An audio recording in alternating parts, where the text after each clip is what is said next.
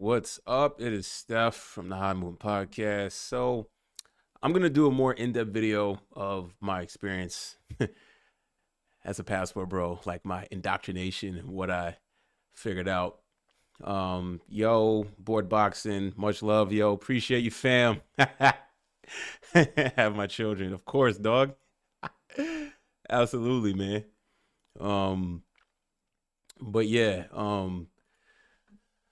you know, I did a vid before I started, this process. I was like, let me just do a vid on what I think about the passport bros. And, I'm going to do my trip to Brazil, right? And, it was really just out of curiosity. It's like, is it too good? Is it really that good? You know? Um, and I did a short stay, right? Um, and looking back, I wish I did it longer, right? But I don't, I don't know any Portuguese, right? And I think that would have helped my trip a lot more. I mean, for the guys that never been to Brazil and are worried about the language barrier, yeah, there's gonna be a language barrier, but I mean, I used Google Translate. I was able to translate fine. It wasn't that big of a deal. Some did know English, just enough, as well. But so before I like really embarked on this, trip to Brazil, I was nervous. I mean, I've only been out the country once. That was Tulum, Mexico last year. I was I needed a vacation, so I was like, okay, I was thinking about doing the Virgin Islands, maybe Jamaica, but I was like, you know what? Nah, that's still kind of like still Western a little bit, right? I mean, even like the DR in Puerto Rico, I was like, nah. So Brazil is what I chose, and people were like, oh man, you're going to Brazil, be careful, and like, why Brazil? Number one, I mean, you gotta be careful wherever you go, right? I mean, even in the States, common sense. You know what I'm saying? Like, I don't wear flashy jewelry. I don't have flashy jewelry, but if I did, I wouldn't wear it out like that, especially abroad.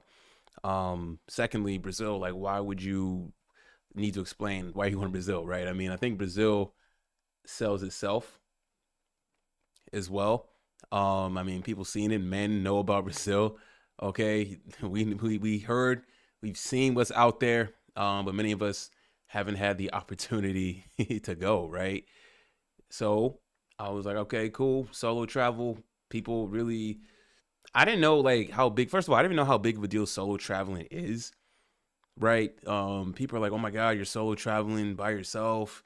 Man, that's so courageous. That's so brave of you going. So I'm just people solo travel all the time. I don't know why it seems so foreign that you're traveling by yourself, as if you need to travel with a group of people all the time. I mean, sure, it's cool to have a companion just in case maybe something goes really south and you have somebody there. I understand that, but I think solo traveling does wonders for you just because you're relying on yourself. You're relying on your abilities to navigate, figure out how you can communicate, plan your own day, find your own fun, find your own activities, experience everything alone, and you get more comfortable, right? You're more forced to interact with the locals, the people there. Or if you're meeting other tourists there, you make friends and stuff. It's kind of harder when you're just with, um, you go with people or a group, and you're just kind of like you're not really willing to, um, you're not really willing to talk with other people, right? You kind of silo, right? Someone wants to, you travel with someone else. Someone else may want to stay in the hotel or resort the whole time. Want to sleep in, don't want to explore. I don't have time for that. So this is my second solo travel to Rio de Janeiro. I stayed specifically in Ipanema Beach.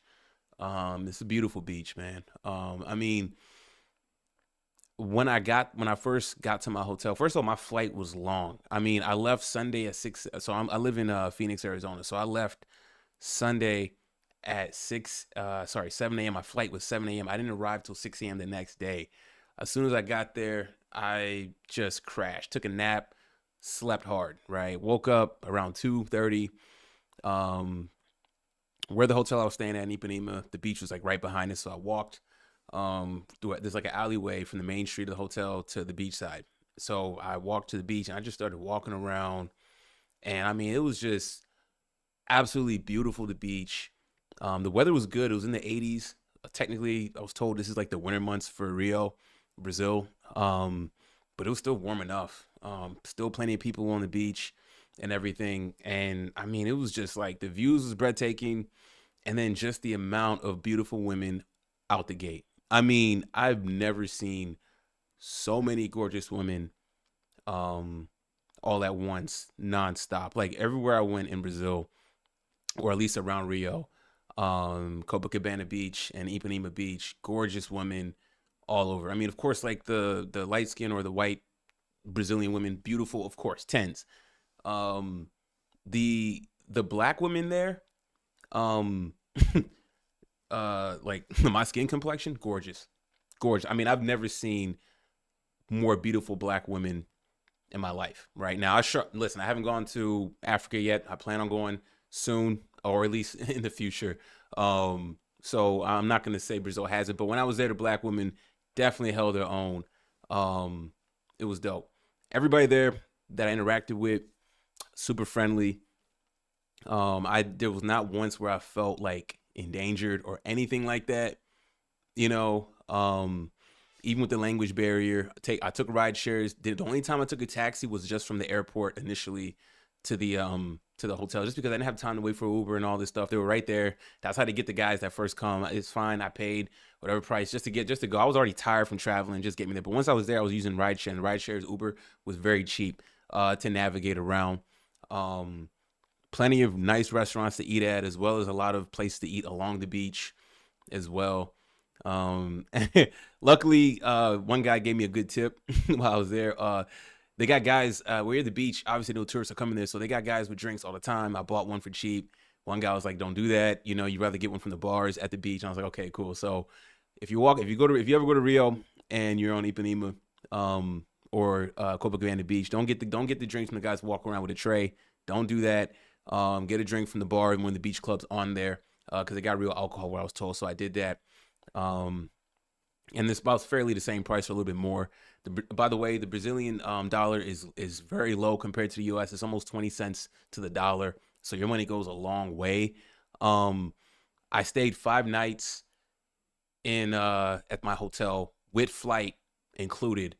That trip cost me $1,700, $1,700 plus. I thought I was willing to spend a lot more than that on this trip, and to my surprise, it was very, very cheap. Um, Very cheap. Yo, what's good? Jason Ramirez, what's up, dog? Yeah,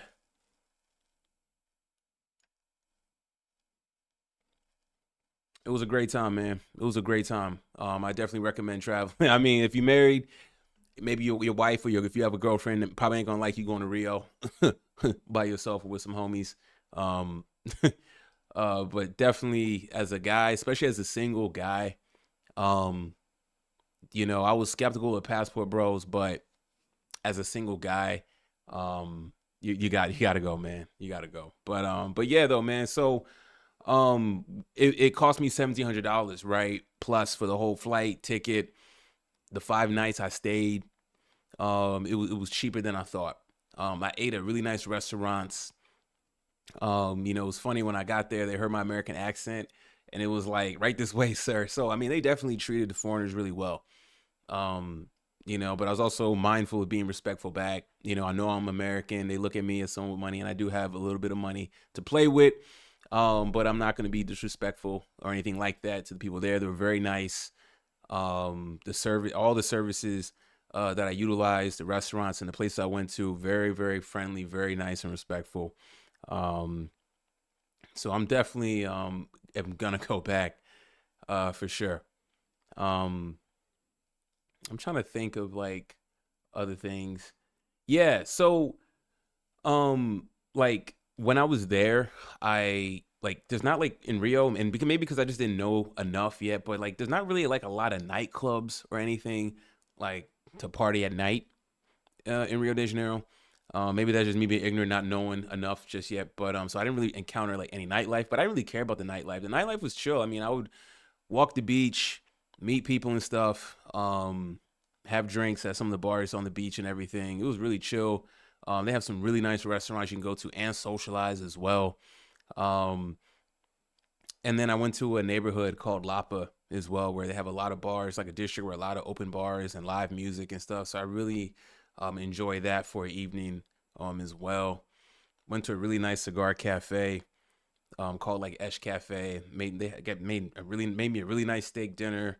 Got to smoke like a real Cuban cigar because I think we don't in the States we don't get Cuban cigars, but in Brazil they can get them.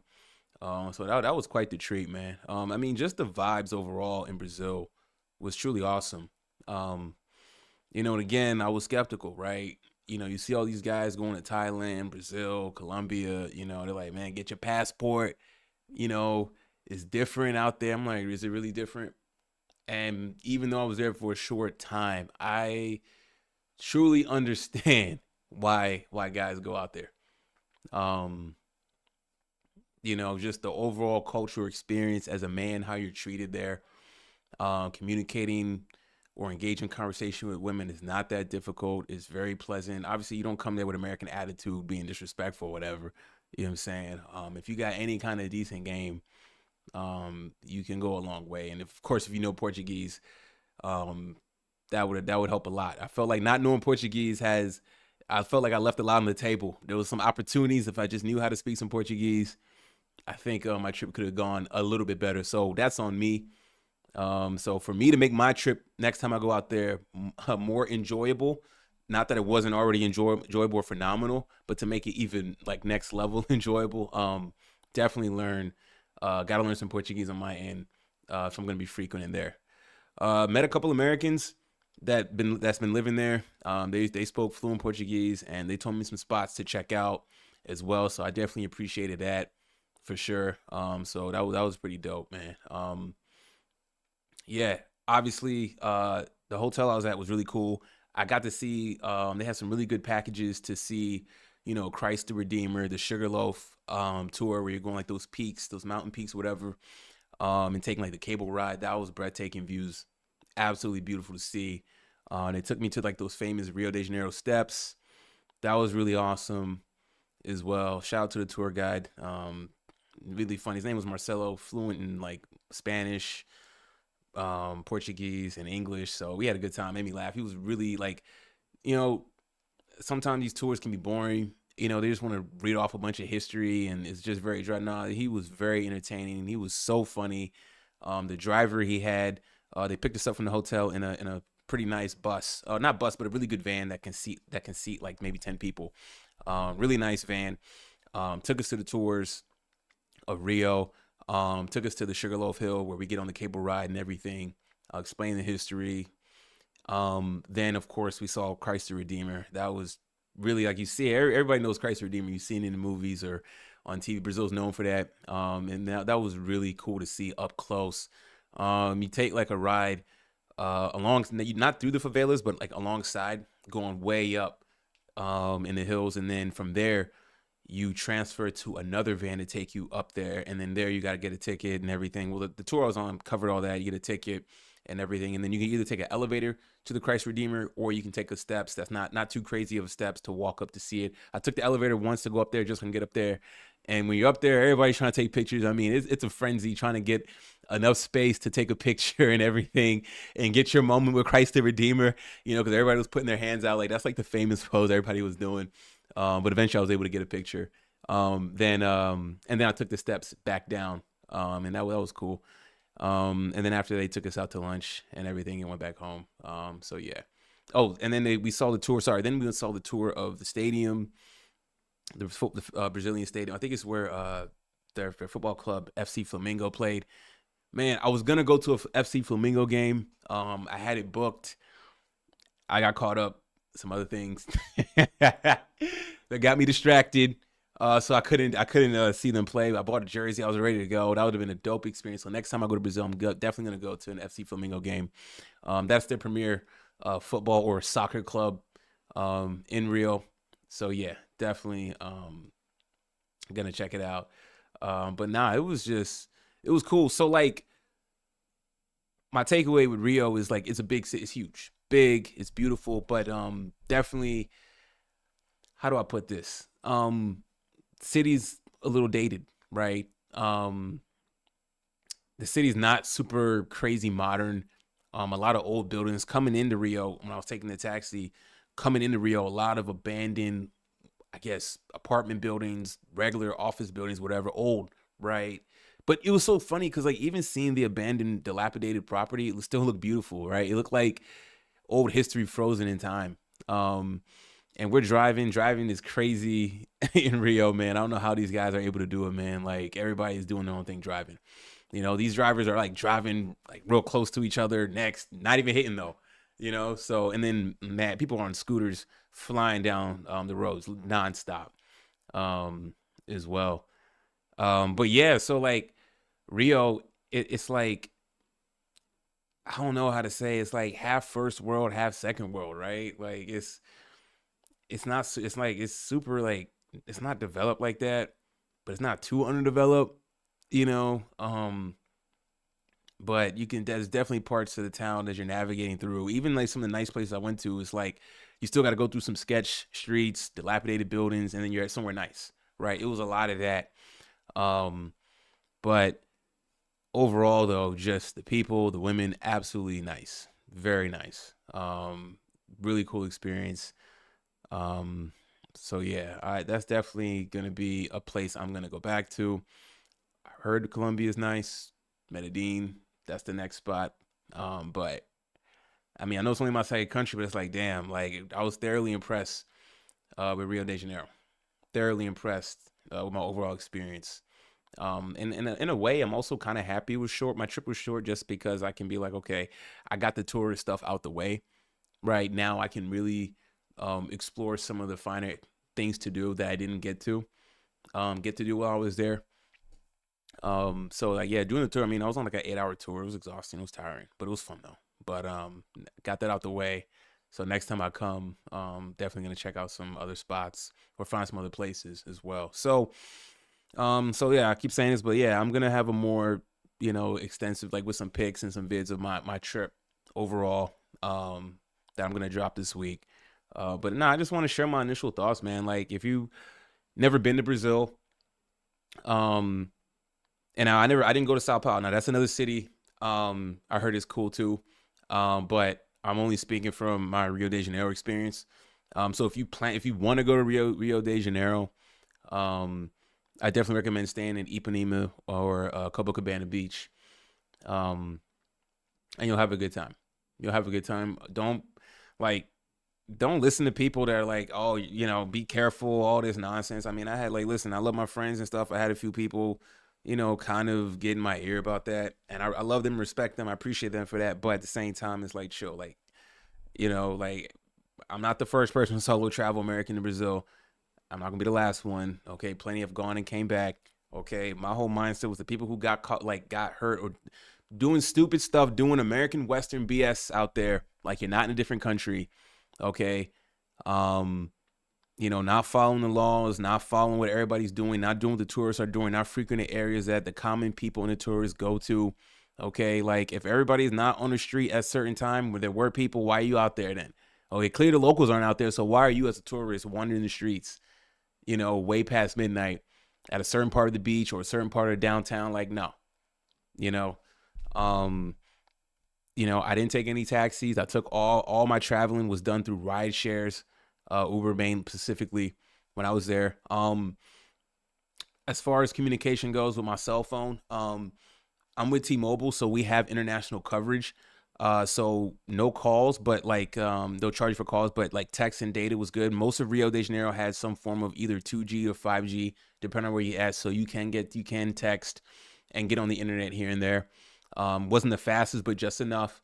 Okay, so you could with iPhone you can get an eSIM, but you'll get like a different carrier and a number and set all that up. So if you really need to be on the phone as you're out there, then you can elect to get an eSIM and hook it up.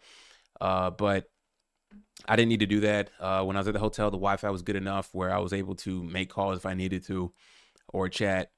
I know my boy Board Boxing, we FaceTime while I was out there, so that was cool as well. So no issues. Food was good, man. Food was just kind of like they make their steaks really good. I forgot like this powder stuff they add with their food. Had it a few times.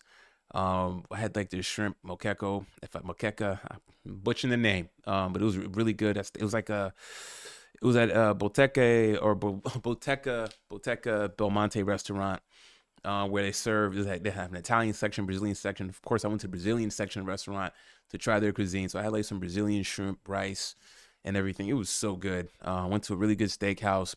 Got authentic Brazilian barbecue. They were top notch, excellent. Um, so their food is like a mix of like Caribbean and a little bit of Hispanic influence, right? Kind of hard to put it on there, but it's like felt like I was just like tropical eating, fine eating. I didn't really eat anything bad. There was a couple little samples of stuff I tried here, and you're like, that's okay, But overall, the food was really good, really good.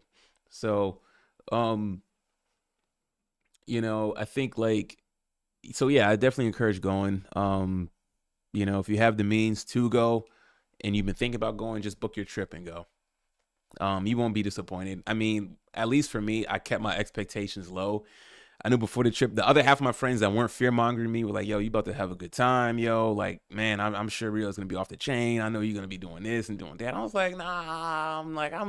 I'm pretty reserved. I'm like, I'm just sightseeing. I'm just gonna go, just see what the country has to offer me, experience it, take it all in. Don't have any crazy expectations of anything. And and when I did that, it surpassed my expectations, right? I had a blast. I had a better time than I thought I was gonna have, right? Um, and yeah, so it's like, if anything, I'm more encouraged to want to go back, learn Portuguese, so I can communicate better with the locals. And yeah, if you're gonna frequent a country that you like, it's good to adopt the language and learn it. So that's definitely that's I think I'm really busy, but got to make time for that, And I need to travel more for sure. And I now that I've gotten like my first like passport, bro, baptism, right? I definitely see what it's all about. These guys, they're not lying. Not that I didn't think they were lying, but I just thought they were just kind of a little phony. But they're not lying. They're just how you're treated there, is so different compared to the West, right? So different. Like, yeah, I mean, like, look, going to Brazil with a little money helps, right? But I mean, like, you don't need crazy money to take a girl out, show her a good time, or anything like that compared to the States, right? They're very super sweet, friendly, nice. They'll stay as long as you want them to stay. They'll hang out with you as long as you want them to hang out. You know what I'm saying? Like, super cool. Um, a couple chicks got their WhatsApp. So that's another thing too, WhatsApp to talk out there. So I have WhatsApp for international texting and stuff like that. Now texting, they say they're gonna meet for a date, they show up, no ghosting or anything like that. You know what I'm saying? Um, and also too is like, I mean, you talk about just the quality of women. I mean, stunning, right? And like Brazil, like you see, like not a lot of fat people, man. Like when you're walking Copacabana Beach, Ipanema Beach, on the other side of the main road, you see people jogging, exercising. Like everybody is like in shape, trying to be in shape. It's like a healthy atmosphere, a healthy mindset. You know, People take their fitness and health seriously. Women's skin are nice, soft. You don't see a lot of like you see a lot of natural beauty. You don't see a lot of like done up makeup and like women with a lot of plastic. If so, they put it on very well. You know, but yeah, man, it is definitely like a male haven. Like you definitely gotta go there. If you're a single guy, man, you gotta go. Right? I mean, before you consider marrying, which you shouldn't do, marrying a woman in the West or specifically in the United States, I highly advise if you have a passport, use that passport fully before you come back and make a decision. Getting trapped up in the nonsense here in the States. You know, after this trip is just kind of like you come back to the U.S. feeling invisible again, right? The saddest part of the trip was knowing I had to come back to Arizona, right? Um, I was just like, damn, man, it felt like I was in paradise. It was like a candy store for grown men, right? Absolutely insane, you know. Definitely a trip to remember. Oh, I can't, man. It's crazy because like I was talking to one of my homies when I got back. My boy John Art.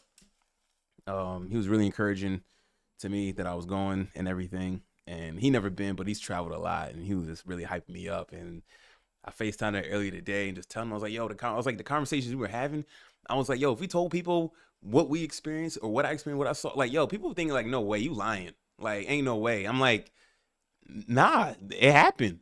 Like the stuff they talk about, I got to, it's true. It's true, man. It was easy out there, man. It was easy. A lot of things was easy out there.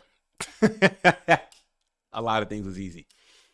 Not a lot of barriers, easy going.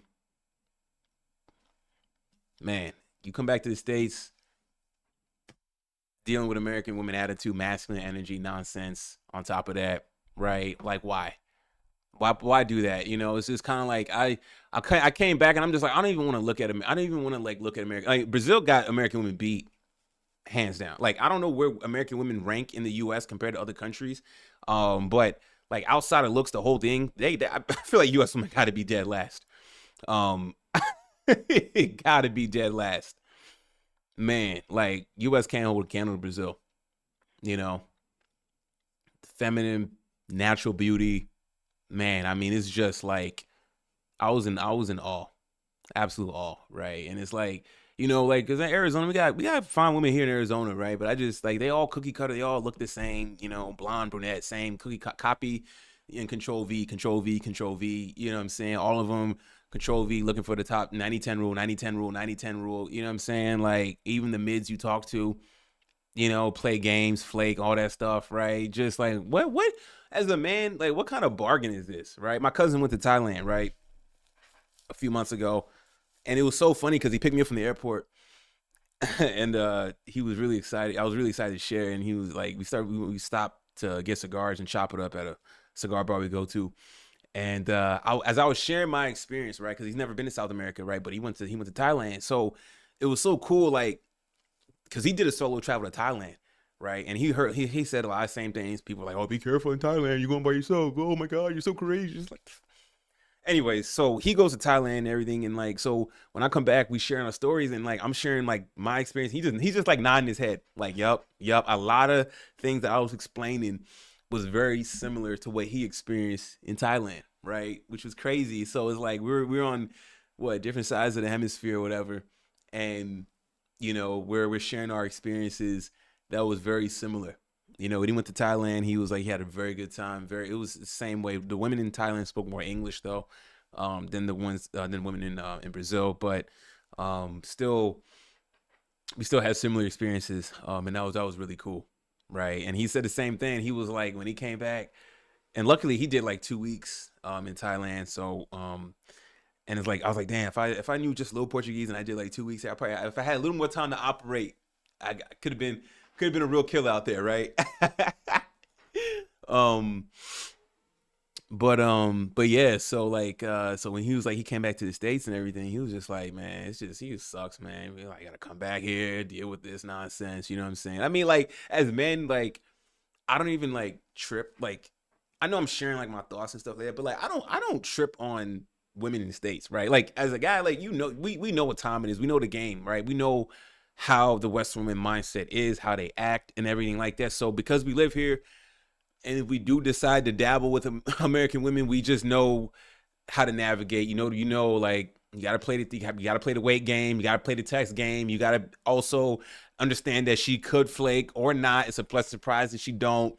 You know what I'm saying? If you're dealing with a chick that looks pretty good, she probably want to go somewhere nice. You can't take her somewhere too cheap, even though listen, I'm a big proponent now of coffee dates, but as a guy, like you get caught up and you want to take a nice, right? Because you're thinking like, okay, well, let me take her somewhere nice in the hopes that maybe if I show a little more investment than normal, I might get something. Nah, it still ends in the same. She probably got like mad dudes trying to take her on a date. If not, already got a boyfriend that he don't know, or or she got she's single, but the guy's in a relationship with her, right? Multiple games out here in the States. It's a mess, and I've elected to stay out of it.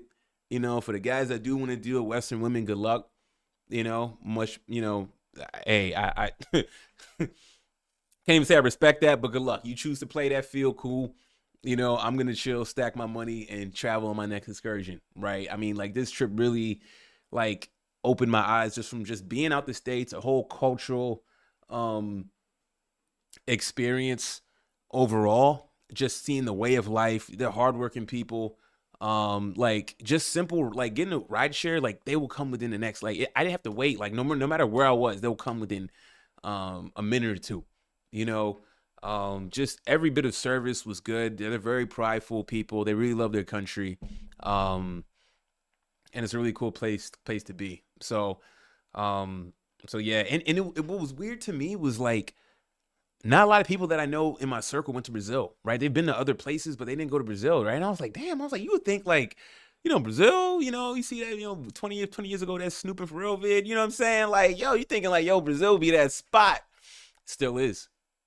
Still is. Um, yeah, yeah. So I know like I don't count Tulum as like that was I mean, Tulum was cool, but that was just such a vacationy, environment, right? That was just such a like um hey Van Lee, man, you gotta rewind, man. Right? You gotta rewind. And I'm dropping another vid later this week. Okay, this is just an impromptu stream. Okay. So, but I appreciate you, dog. You didn't miss much, man. I mean, nothing I really didn't tell you outside the DMs, you know. But yeah. So, but yeah, man. What was I saying? Um, I don't know. I forgot. I lost train of thought. Anyways, though. So yeah. Oh, sorry. This was like my first trip. So like yeah, like I don't have anything to compare it to. And like I go to Tulum. Tulum was like it was cool. Tulum was nice. No complaints with Tulum, but it really wasn't a place to like meet singles. And it was like another like girls trip. Like a lot of girls on girls trip are couples, right? You know what I'm saying? So it wasn't really like that. Maybe I probably should have stayed in Playa del Carmen. Maybe. I'm not doing Cancun. Cancun cool, but like if I go back to Mexico, it's gonna be Playa del Carmen and Tulum again. Um, but it's gonna be a minute before I go back to Mexico. So my first South American experience was Brazil, and it didn't miss. The passport bros are definitely onto something. I mean, Van Lee, yeah, it's Brazil over Tulum all day. Now, I still say go to Tulum. Like, go Tulum is still dope to see. Like, it's still cool. I had a great time in Tulum. I don't regret that trip at all. But Tulum is like girls trip destination, Jamaica girls trip destination, all these a lot of Western women destinations, man. Like Cancun Western destination, like nah, nah. Like you do that later for leisure for fun. Like if you just want to just get out real quick, do something a little different, but don't really expect much from there, like meeting women and stuff like that.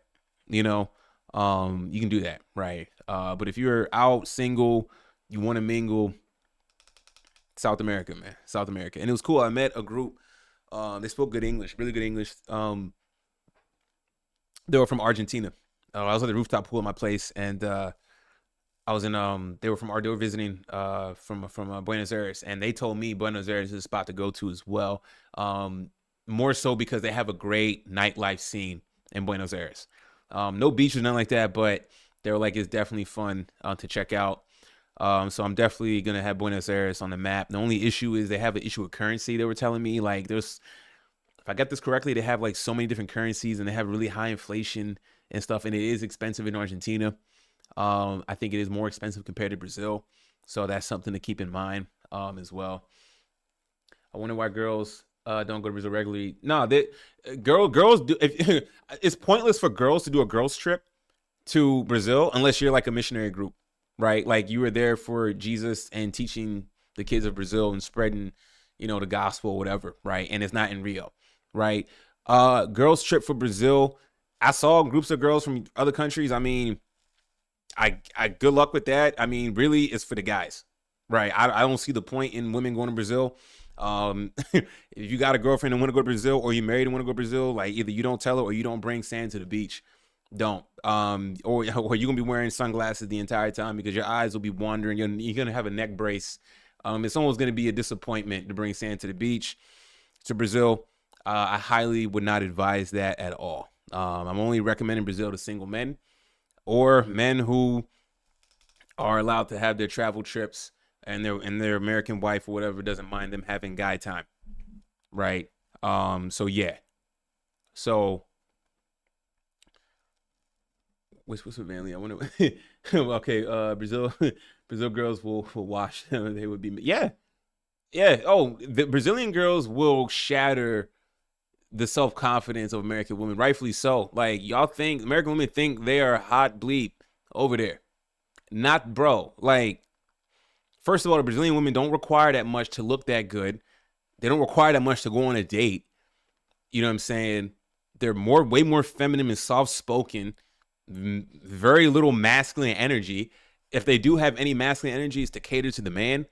You know what I'm saying? To benefit the man. Like nah. And you got all these, women on TikTok, bashing passport bros and everything like that. And on Instagram bashing, and it's like, okay, like you said, don't talk to us, don't approach us. Men are broke. All like wash, rinse, repeat. All the women talk the same. All the same talking points. And you got these women, oh, passport bros, y'all just go in there, you know what I'm saying, for some tail. Yeah. I mean, what is wrong with that? Right? Like as an American man, you are more valuable overseas than in the States. Like let that sink in. Like if you're a hardworking dude and you've had trouble dating or just trying to get dates or be with women, and you see how treacherous and difficult it is to get a simple reply back non-stop. Don't get me started on the dating apps over here in the States, right? No. You go overseas, you are an immediate prize. Like I was walking down the beach, so many women just staring at me, looking at me. A couple women asked to take a picture with me, right? Like crazy, right? Very friendly though, orderly, nice though, right? But so many women looking, staring. You know what I'm saying? Of course, I'm part of Six Pack Club, so I definitely was strutting my thing out on Ipanema Beach and Copacabana. I saw the looks. You know what I'm saying? Yeah, man. I felt more like it was crazy. I felt more confident as a man who I am, right? In the States, they make you feel like it just they make you feel invisible, right? Because everything is for the top 10% people, 10% guys, right? So it's like, okay, cool. Like you may not be broke, but you may not be rich, but you make decent good money, but you are broke, right? The guy making, 70 to 150K a year, if you fall within that category, you're broke, right? Ruth's Chris, you cheat. Taking a girl out to what was it, Cheesecake Factory? That's the new Taco Bell, apparently. Right? That's the attitude. You need about 3 to 5K liquid to reach Brazil, not for broke boys at all. True. Like if you save your money, look, I don't know everybody. Look, everybody's financial situation is different. All I'm gonna say is that, yeah, 3 to 5K for a vacation is about standard.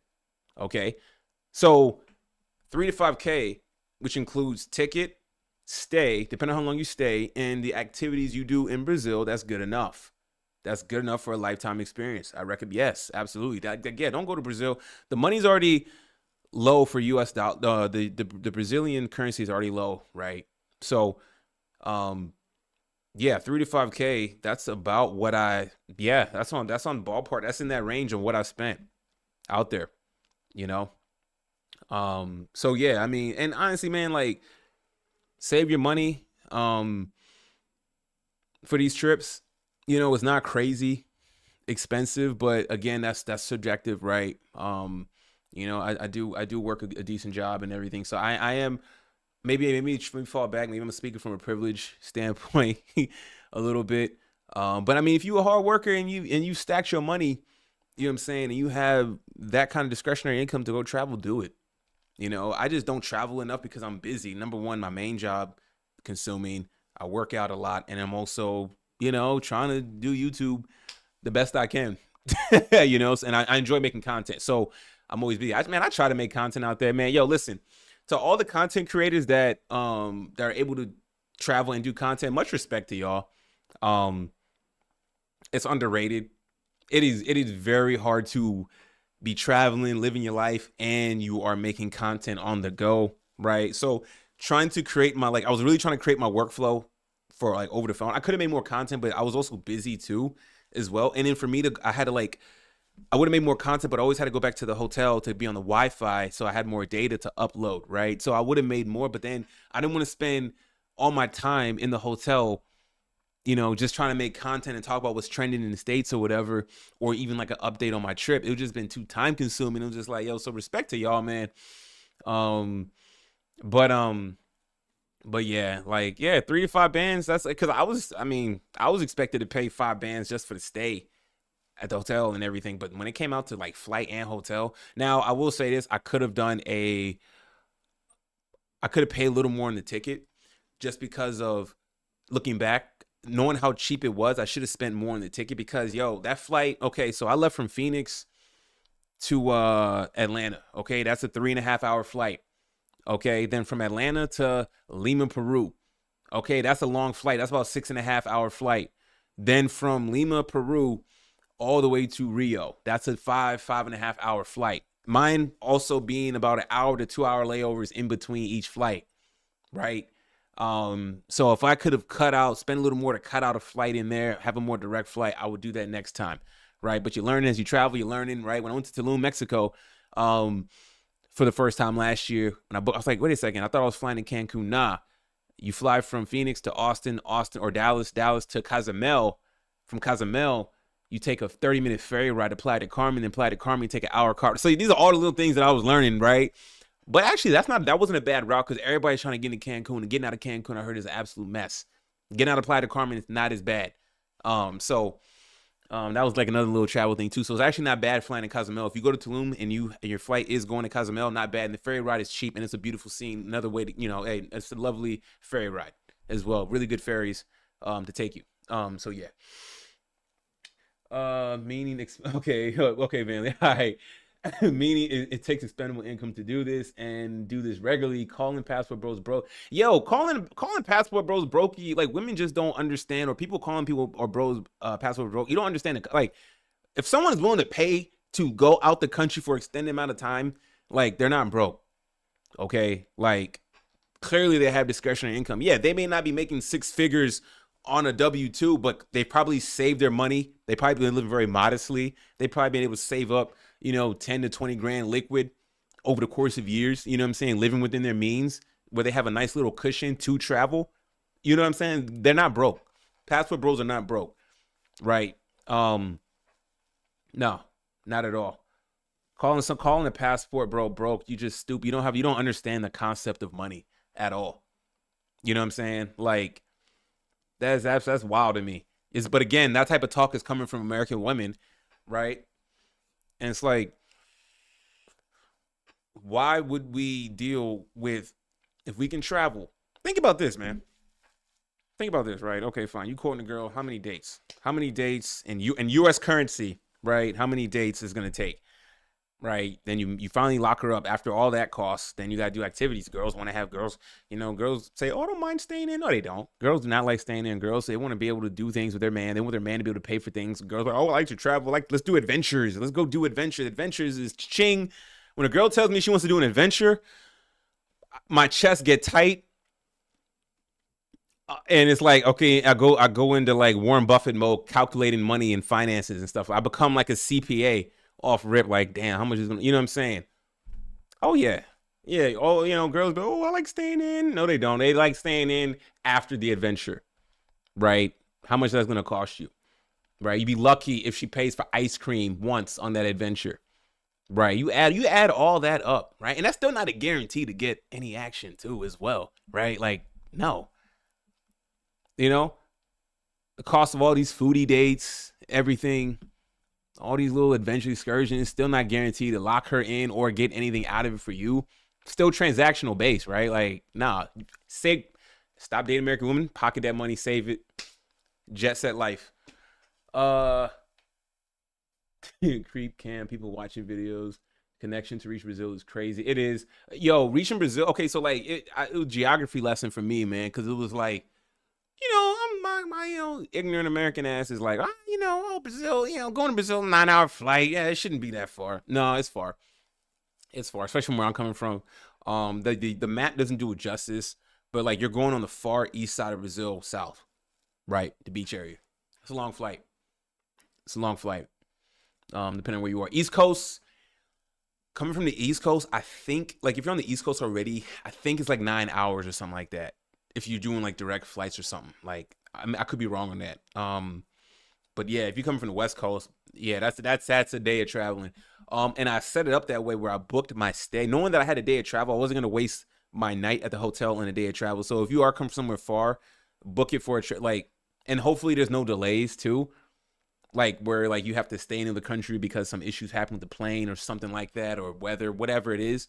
Um, do not book your do not like book it where you are able to come in early on the day that you have to stay. Right. I'm probably not even saying anything new. This is probably common sense, but that's all. Like, so that way I didn't waste the day traveling and sleeping all day. And then it's like 9 o'clock, or I get there at night because I picked a convenient flight. But then the whole night, a whole day is gone.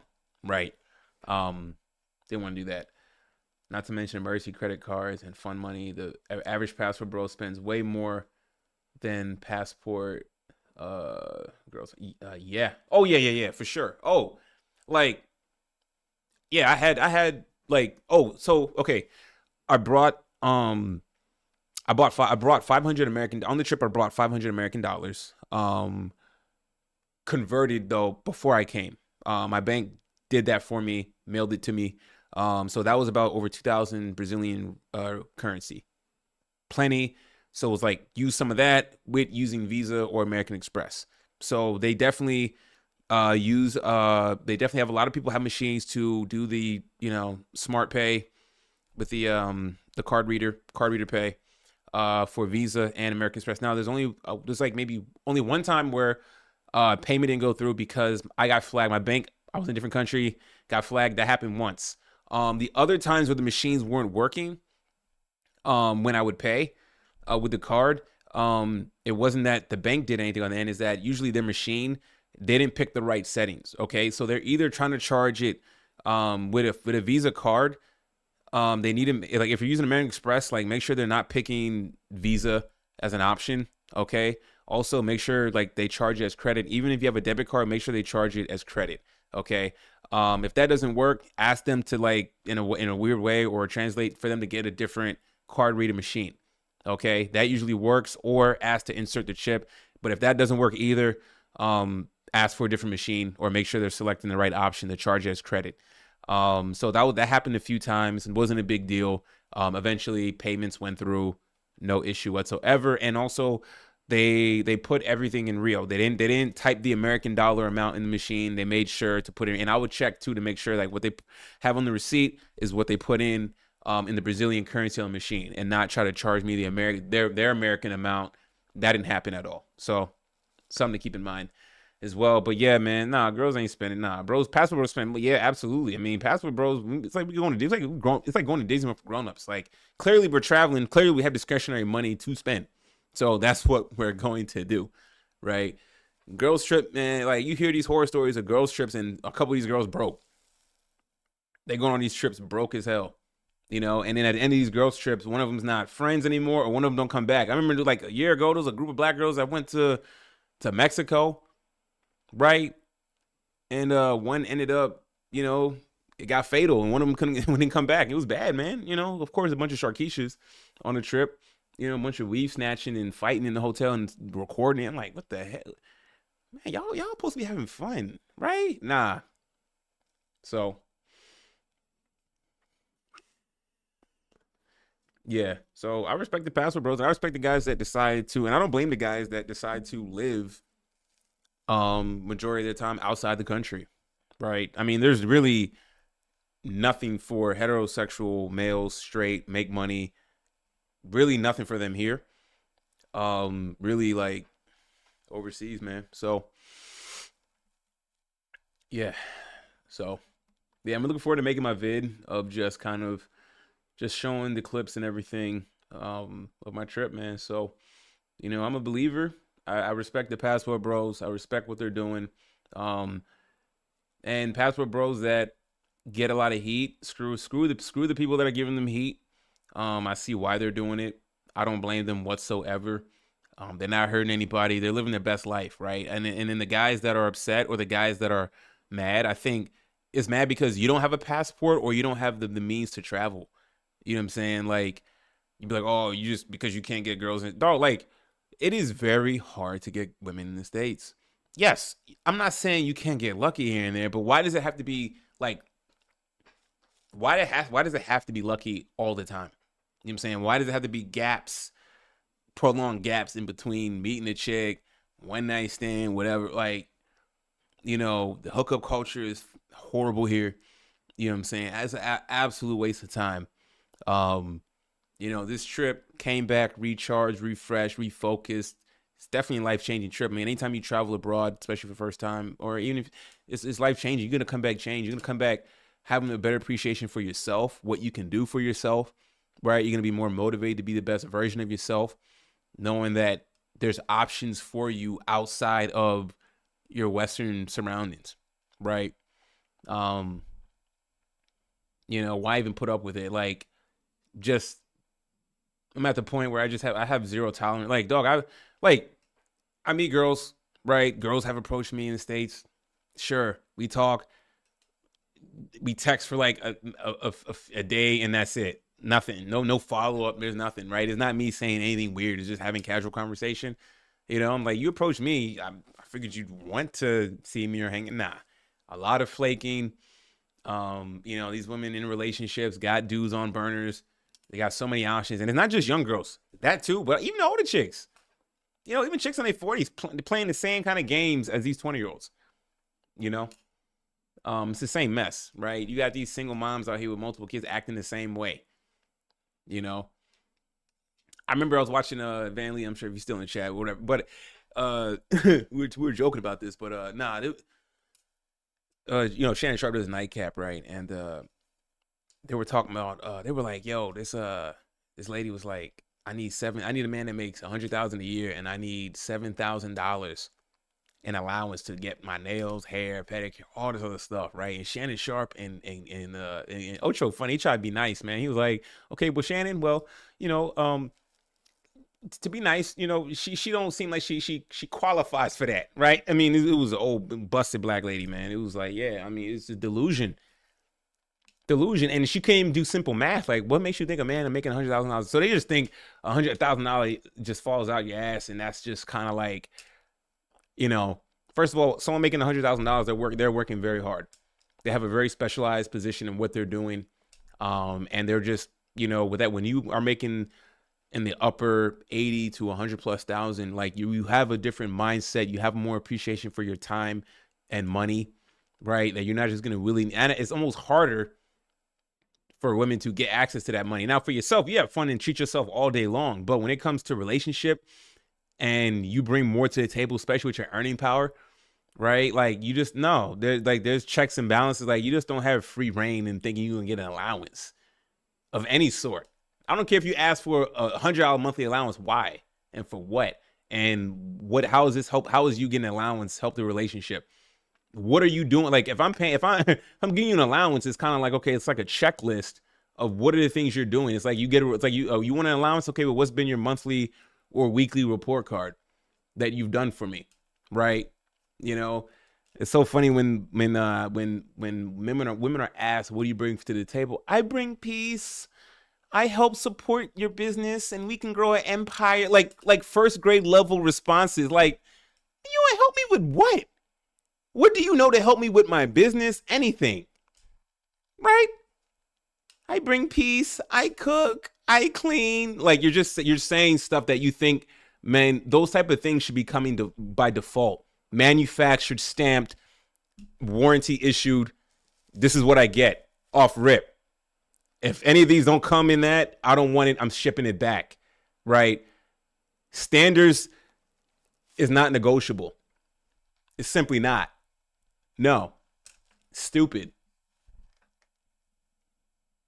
You have to skim off your 100. Yeah. So after all your bills are paid with 100K, then you left with what, 16,000? And then you have to give her half of that. You living off of 8,000. Man, stop, man. So after tax, you bring it back, what, 65, 70K? Right? Depending on the state, you may be bringing back 49K, right? Because tax was so high. Like, and then I'm supposed to give you an allowance on top of that. Like this is the state of affairs, right? I remember in my the passport videos, I was watching whatever podcast. You had a single mom who does spicy work, um, and 3 kids, and the dude Brian was like, "So what does it take for a man?" She's like, "I want a 6 feet Latino man." I mean, listen, there's some tall Latino brothers, but not all of them are that tall. I want a 6 feet Latino man that makes $500,000 a year. And she wanted that Latino man to also teach her kids Spanish. I said, what? Oh no. So you even got women like her, and she wasn't even pretty. She was no. But she requires, her demands $500,000 a year, and a man to teach her kids Spanish. That's crazy, right? What man making that kind of money got that kind of time to deal with you, right? But that's what they think. They were like, you do know that's impossible to get. I mean, it's possible, but likely, like, well, I don't care. Then I don't want it. Then I don't want to relate. I don't want a relationship unless he's making $500,000 a year. That's crazy, right? It's crazy work. And if Antonio Brown or future DMs, they give it, yeah. I mean, some women just like the DM games. They like just being with blue checkers, right? I mean, Antonio Brown is broke. He's broke. It's crazy. Yeah. So, man, definitely a life-changing experience, man. Yeah. So we'll be going back. Definitely gonna try out Sao Paulo for sure. That should be fun as well. Heard a lot of good things about Sao Paulo. When I stop at the Sao Paulo airport, it is cold there right now, so I definitely want to go during their warm months as well. Let's see. What's up, man? What you got going on? Yeah. Like, dog, like even the mids in Brazil, they're like really good 7s and 8s in the States, but very minimal effort. Easily. Man, Americans are getting screwed out here. They are. And I mean, look, like before my trip, right? I was already kind of getting fed up just dating Western women, you know what I'm saying? I was already just like, and I'm just seeing these passport bros traveling and everything like that. I'm just like, damn, like, man, I gotta see what's up for myself. I gotta see, because like for me, I just don't. I'm the type where like, okay, I hear it, I see it, you know what I'm saying, but I gotta go for myself.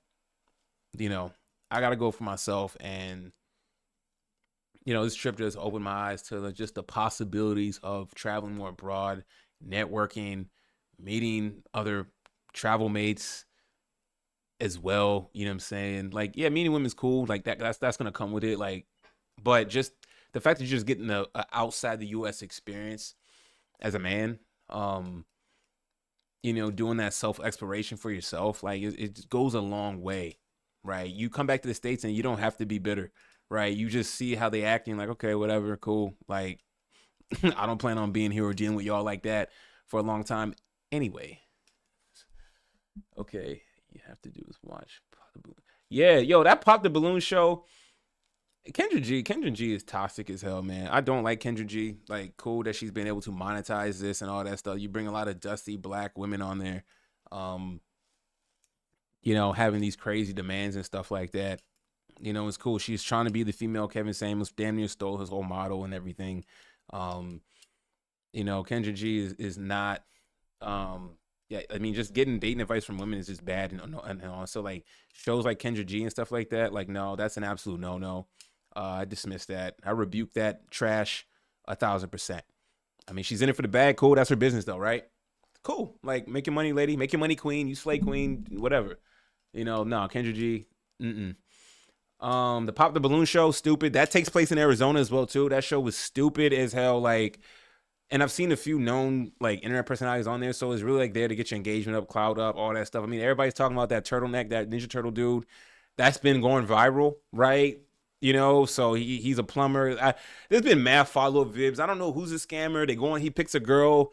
Sorry guys, in this part of the stream, I'm going off on that, but I'm replying to my boy Van Lee. But anyways, though, he, they interview him. I saw media take out. He did a interview on him.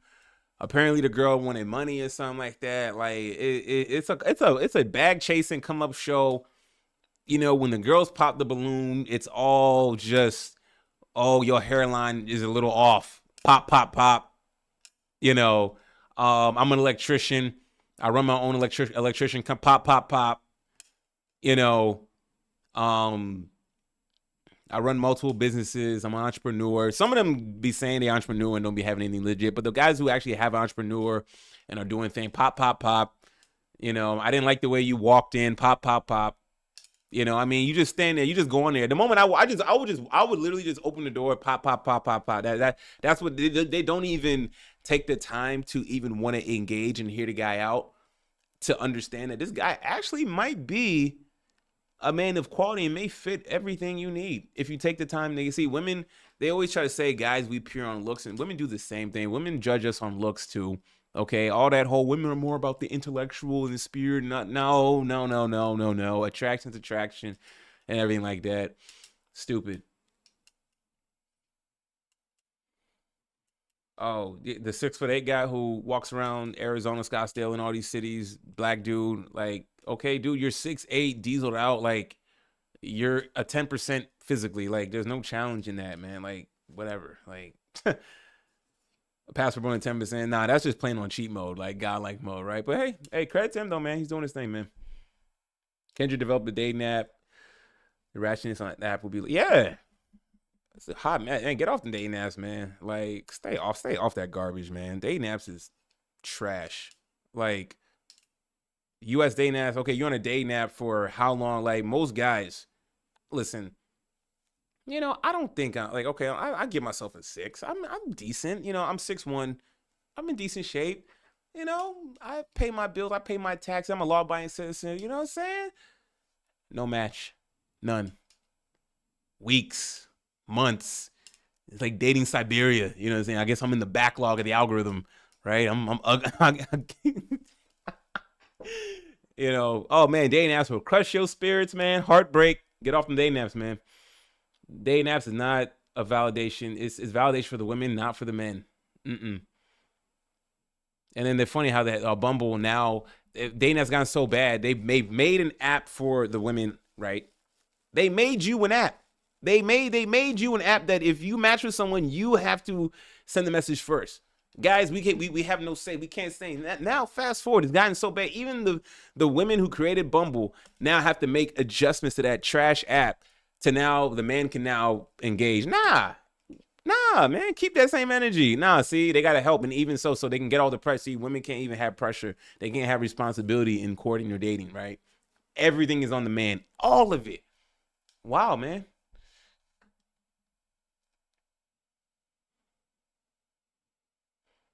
Who raised 15K on the GoFundMe, Van Lee? Explain that. They have a Pop Balloon version in Jamaica. Pop Balloon in Jamaica. Oh, that probably might be a funnier version. I gotta check that out. Send me a link to that. Not in the chat, in the DM. Yeah. Dating apps have lethal algos. They want men to pay. They have face symmetry scans. Yeah. Yeah. I mean, only the really attractive guys are getting all the action, right? So the 10% guys in looks are getting all the action. It doesn't mean they're 10% in money. It just means they look the best. So therefore, all the normies like me, and then I finally get a match, right? And it's like some neck beard toad woman, that's 45. I'm like, what? And then if you do match with a girl that's semi decent, like getting a response, oh my god. And then if you actually do go on a date, they're even weirder. They're like weird in person. Like online dating is awful. I mean, it's like Craigslist dating. I never did Craigslist dating, but it feels like that's what it would be. Like you're meeting people on Craigslist, misconnections. Yo, it's weird. Online dating is awful. Get off of that. Go to the gym. Focus on yourself and your business. Get things in priority.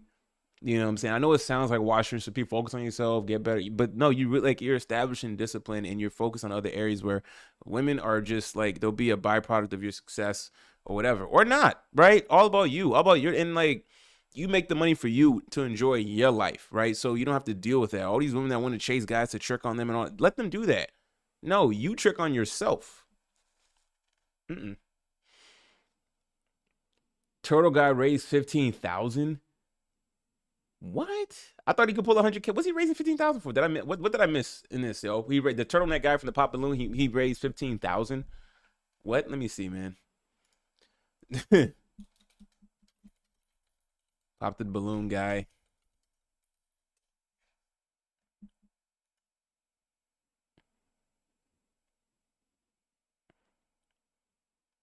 Yeah, I don't know. Yeah, the catfish from AI. Yeah, that's terrible. Yeah. Well, guys are now gonna make AI girlfriends, so they don't have to dealing with, you know, chicks that make content, all that stuff. They'll just build a girlfriend.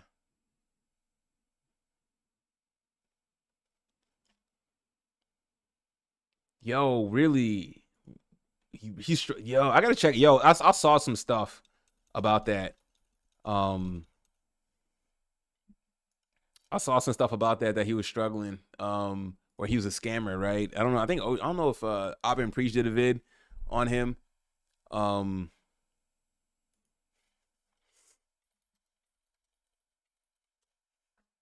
I haven't watched it. Abin Preach did a vid about him being a scammer. Yeah. Hey, yo, hey Lee. Um, I also saw that Saint the Sinner, he did a vid with Marquette. He did an interview with old Jamal. Brandon Jamal. He did a vid with his sister. I gotta check that out. Really and expose him, and he elaborated on some of the stuff with MTR. Wow. Man, that's crazy. He was saying I could pull 100,000 out the bank. See, like, yo, when you're a guy and you got to flex your money in a chick, you done already lost, right? It's almost like a chick saying, "Well, I can sleep with multiple dudes," and like, okay, man. Uh,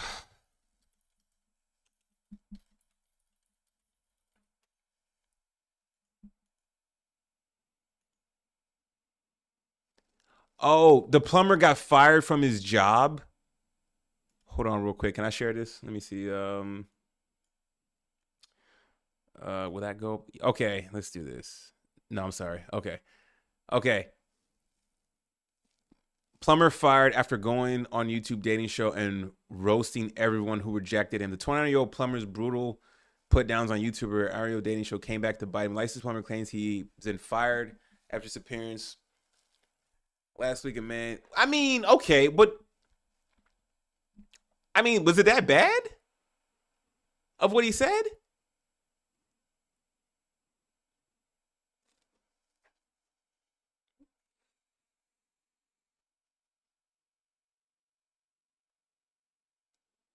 He wasn't that okay. This is see. I mean, see, that's the thing too, man. You can't even keep it real.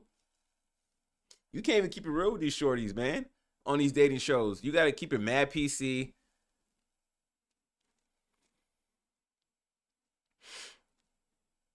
That's crazy. That pop man, he lost his job. He lost his job. I thought he was a private plumber though. I didn't know he was working for a company. Following the yeah, despite experiencing many balloon pops, various arguments, the hopeful singer did end up leaving the dating show with a 23-year-old. Yeah, but that 23-year-old wanted money though. Like I heard, I believe he said that she was a gold digger though. So even if you meet a chick,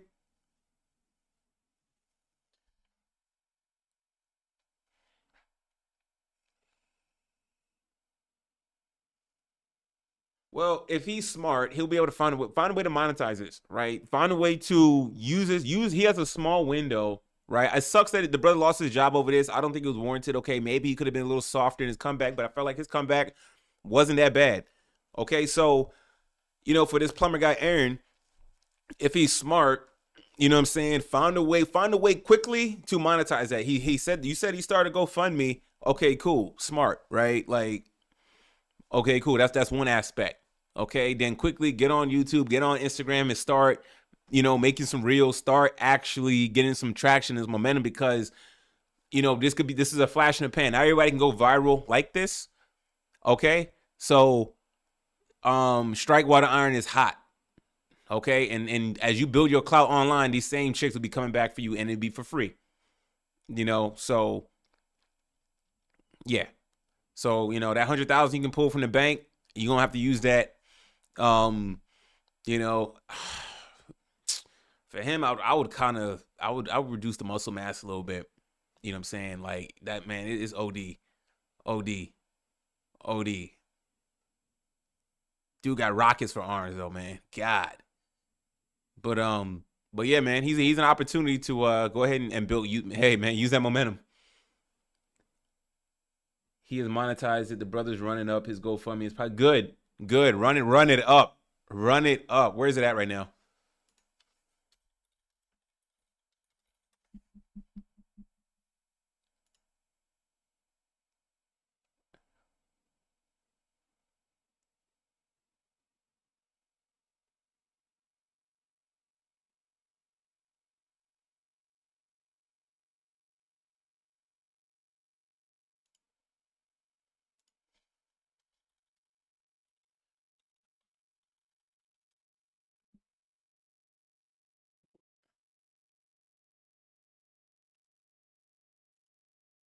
Okay. He's raised what? Almost $14,000, right? Um Peace and blessings be upon you. My name is Aaron, Weapon X. I recently went viral on websites gaming gaining millions of views. False allegation of okay, cool. Cool. Yeah, because the brother know it was messed up, right? Cool.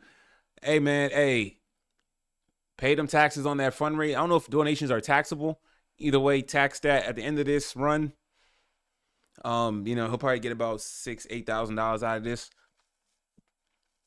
Flip, hey, monetize that, man.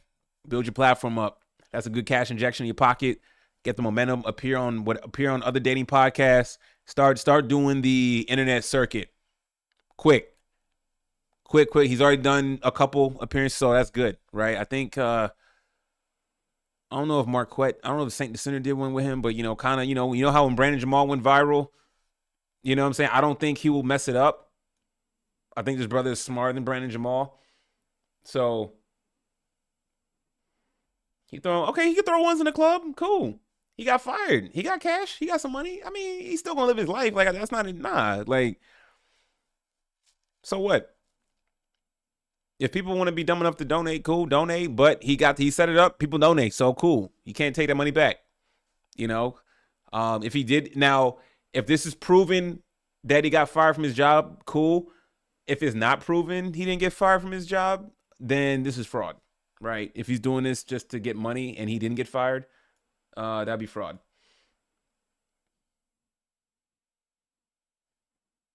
Of course, Fresh and Fit gonna give him a charity feature, right? But it might be behind that $35 paywall that they want, right?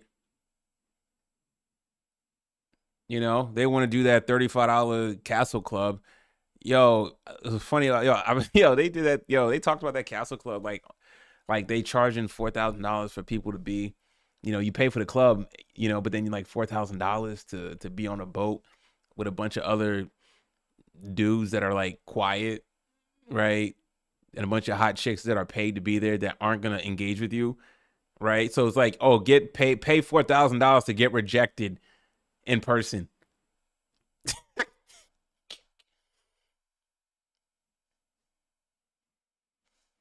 He would. They can't act up though. That man be a gorilla. He'll flip the whole still, bro. He'll destroy the studio, man. He will go King Kong in that studio. Be Donkey Kong in that studio, man. But yeah, man, good for the brother though, man. Wishing the best. But yeah, that's wild though, man. That is insane. Woo, man, that is crazy.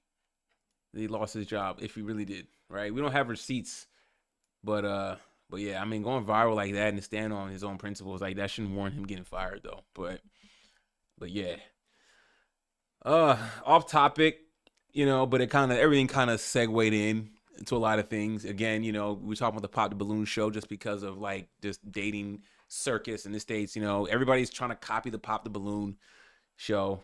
You know what I'm saying? Oh, you talking about Big Groove? Whatever, man. Like, I ain't got time for that, dude. Whatever. Cool for Big Groove. Awesome. Not my kind of content. Just being big and black and exuberantly confident, dancing, all that stuff. Like, that's cool. Awesome. Making money. He's rich. Can't knock him. Making money, just not for me. You know what I'm saying?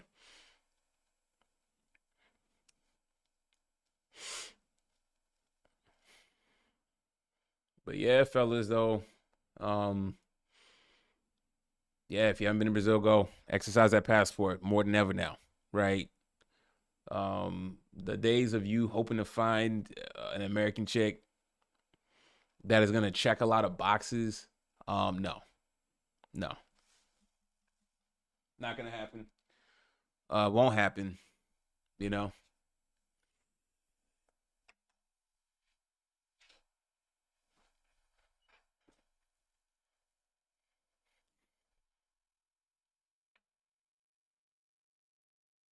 not gonna happen.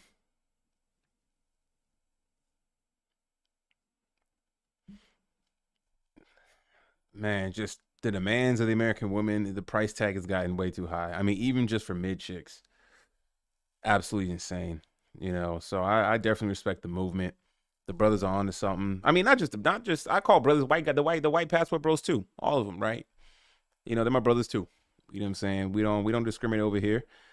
You know, passport bros come in all shapes, sizes, and colors. Yeah, you know what I'm saying? So I respect the passport bros and everything, and the guys who actually have been doing it for a while. And the thing is too, like, some of our old heads, like they like we call it passport bros now. It's the new term.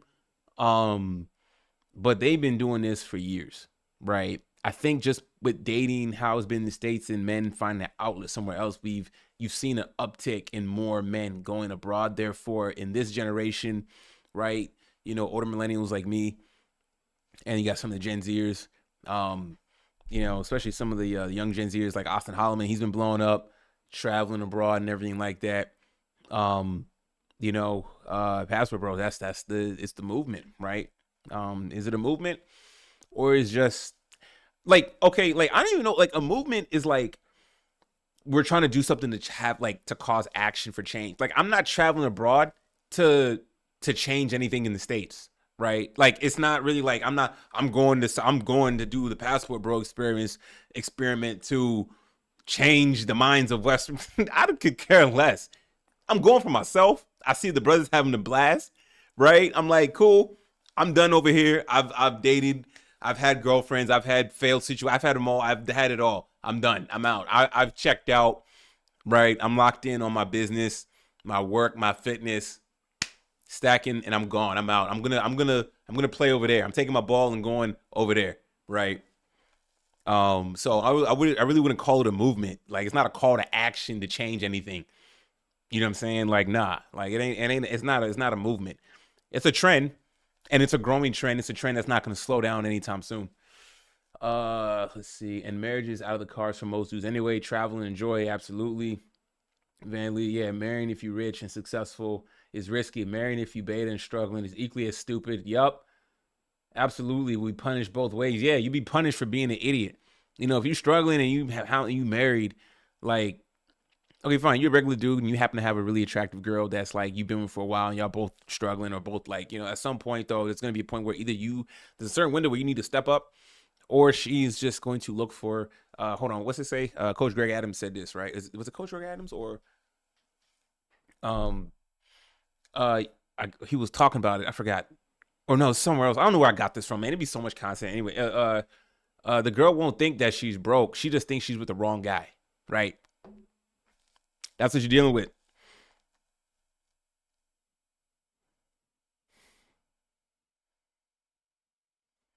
Terrible.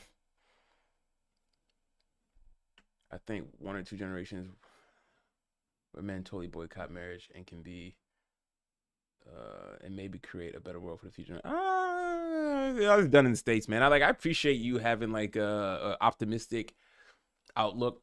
I'm more realistic, borderline pessimistic. Um, no, it's done in the states, man. It's over. It's over unless you are ultra 10 percenter, 5 percenter, and you have the looks, or you ultra wealthy, you have absolute selection power, the more power to you, right? Not everybody can achieve that, right? Where's it put the normal guys like us, right? We're walking around like zombies, absolutely invisible, extremely invisible, right? We don't exist to the mids or attractive women, right? Non-existent, non-existent. When I was in Brazil, it was like making mad eye contact, girls looking, waiting for me to approach, wanted me to approach. You know what I'm saying? It felt so organic. It felt effortless. It's crazy, right? It's what they talked about, and I've got to experience that firsthand.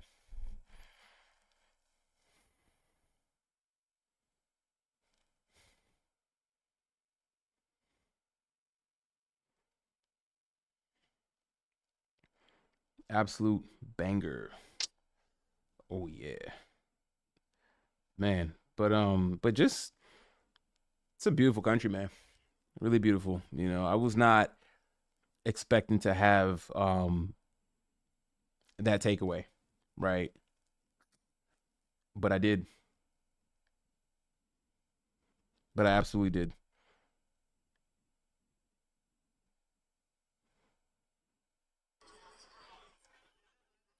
You know, and what was cool about it was everybody was like really looking forward to me going. Like a lot of my close friends, they knew for me it would be a trip of a lifetime. It absolutely was. So all the guys, all the bros that are on the fence of traveling, man, I said it earlier in the stream, do it. Right? Do it. If you have the means, I know like traveling is not cheap. But it is better than like trying to go to Miami, right? You spend all that money to go to Miami and not get with a girl at all, right? Like stupid. You know what I'm saying? Like, yeah, traveling, man, yo, it does have a light, have your cake and eat it. And life is time sensitive. You can spend 20 years building up, and then you're 45 million, 40 million here, then. Oh, dude, yeah, like, dude, if you spend your time, dude, if you are by the time you're in your 40s, 50s, and you built a really good nest egg for yourself, it's not like there's a woman waiting for you. And if there is a woman waiting for you, it's just like a bunch of leechers and like a Western woman ready to like bleed your money dry and hang out. Like, look, yo, Bill Belichick, funny, yo. Hey, yo, hey, Lee, we gotta talk about Bill Belichick, man. Right, right. It was so funny that he was man,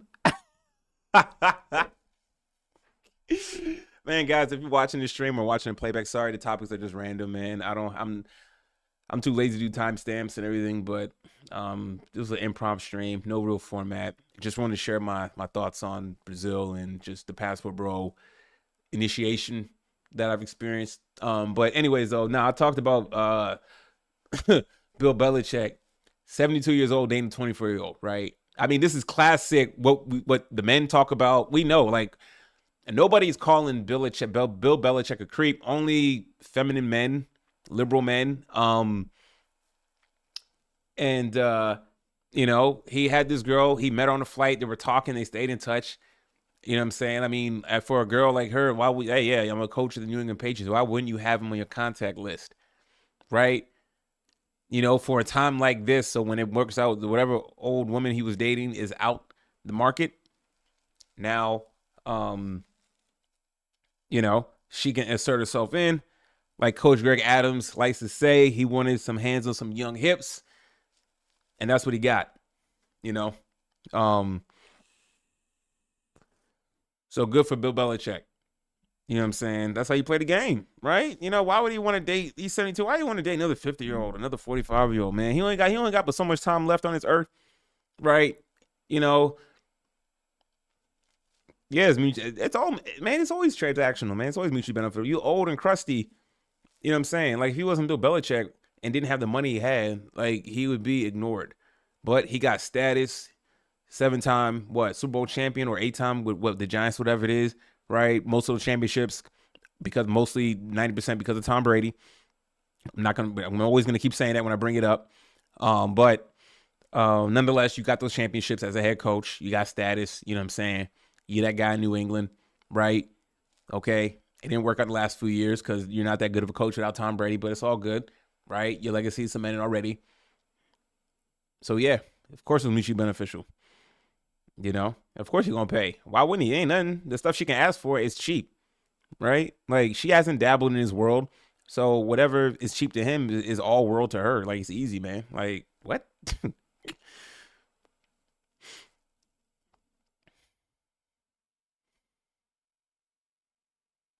Yeah, yeah. Bill got the sauce, and Bill's funny. Bill, you see his humor. You know what I'm saying? So I'm sure the personal side, I'm sure that lady he was with mad now. And he never married her too, which is smart, right? Because if he married her, she'd have been tied to his NFL pension. If he does get a pension, he's qualified for that as a coach and all that stuff, right? You know. So nah, if you're a rich man, you date young, don't ever get married. If you do get married abroad. But don't get a marriage license in the states, right? Unless you plan on bringing her back to the states, right? But then you run the risk of her being indoctrinated to the toxic Western society, right? She meets some girls, American girlfriends. Oh, he ain't doing this for you. He ain't paying for that. Oh, you don't have access to the bank account. What? You know what I'm saying? They start sounding like gerbils, and then you done. But Eddie Murphy Raw, Eddie Murphy talked about this in his stand up Raw in the '80s. Someone's gonna marry some bush African woman, right? She come back, Stace, and she like, when it's time for divorce, I want half. You want what? I want half. What? Half. Oh man. mm. 4K apartment, all designer luxury restaurants, easy. Yeah, it's easy for Bill, man. Yeah. It's so funny, like Tom Brady doing his thing. It's funny, y'all. I talked about it in the vid too. How the jiu-jitsu boy, he left. He broke up with Giselle. First of all, you 34, she 43. It won't gonna work. It ain't like she can have any more kids unless she goes through some crazy IVBF process, whatever it is. I think it's expensive and risky.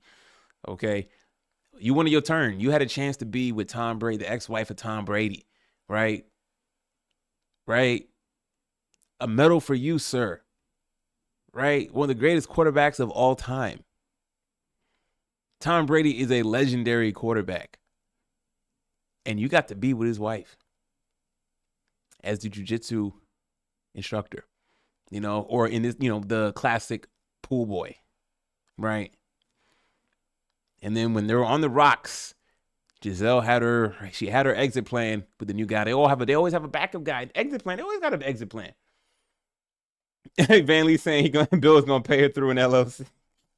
Some guys do that though. They do that. They set up an LLC and everything, pay him through that. If you do get married or whatever, you have an agreement where, hey, listen, you can live in my house. Here's a house I have. If we're not together, this house through the LLC, it's like you're getting paid through the house, basically, like girls living. So it's almost kind of like alimony through the house, and you're still getting equity on the house. Like there's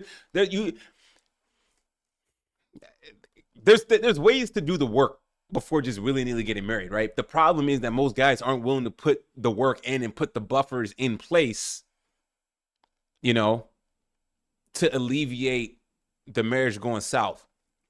Okay, they say what 50% of marriages end in divorce.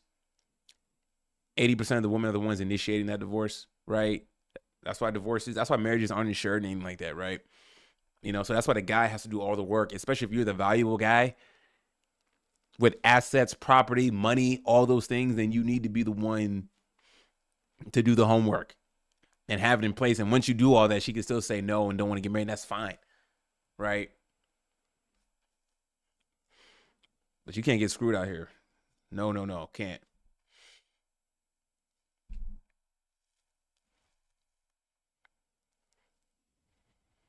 Yeah.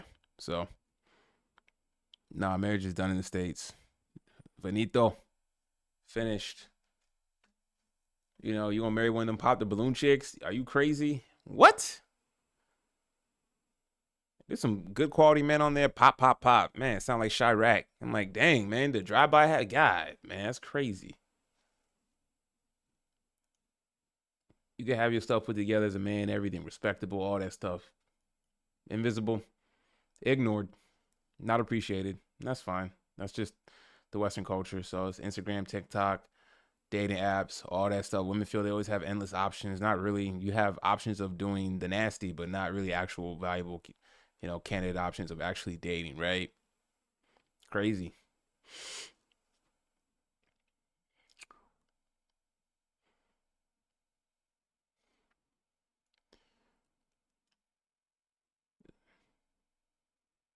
There's too many layers in American relationships. The money, how you close. Yeah, it's a lot, man. It's a lot.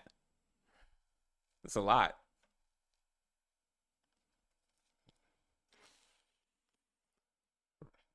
Mm-hmm.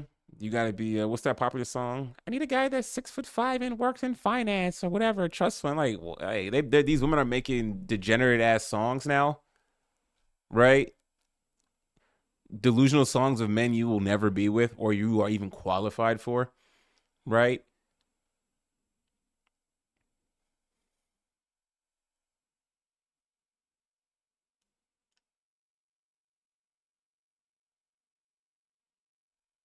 Yeah.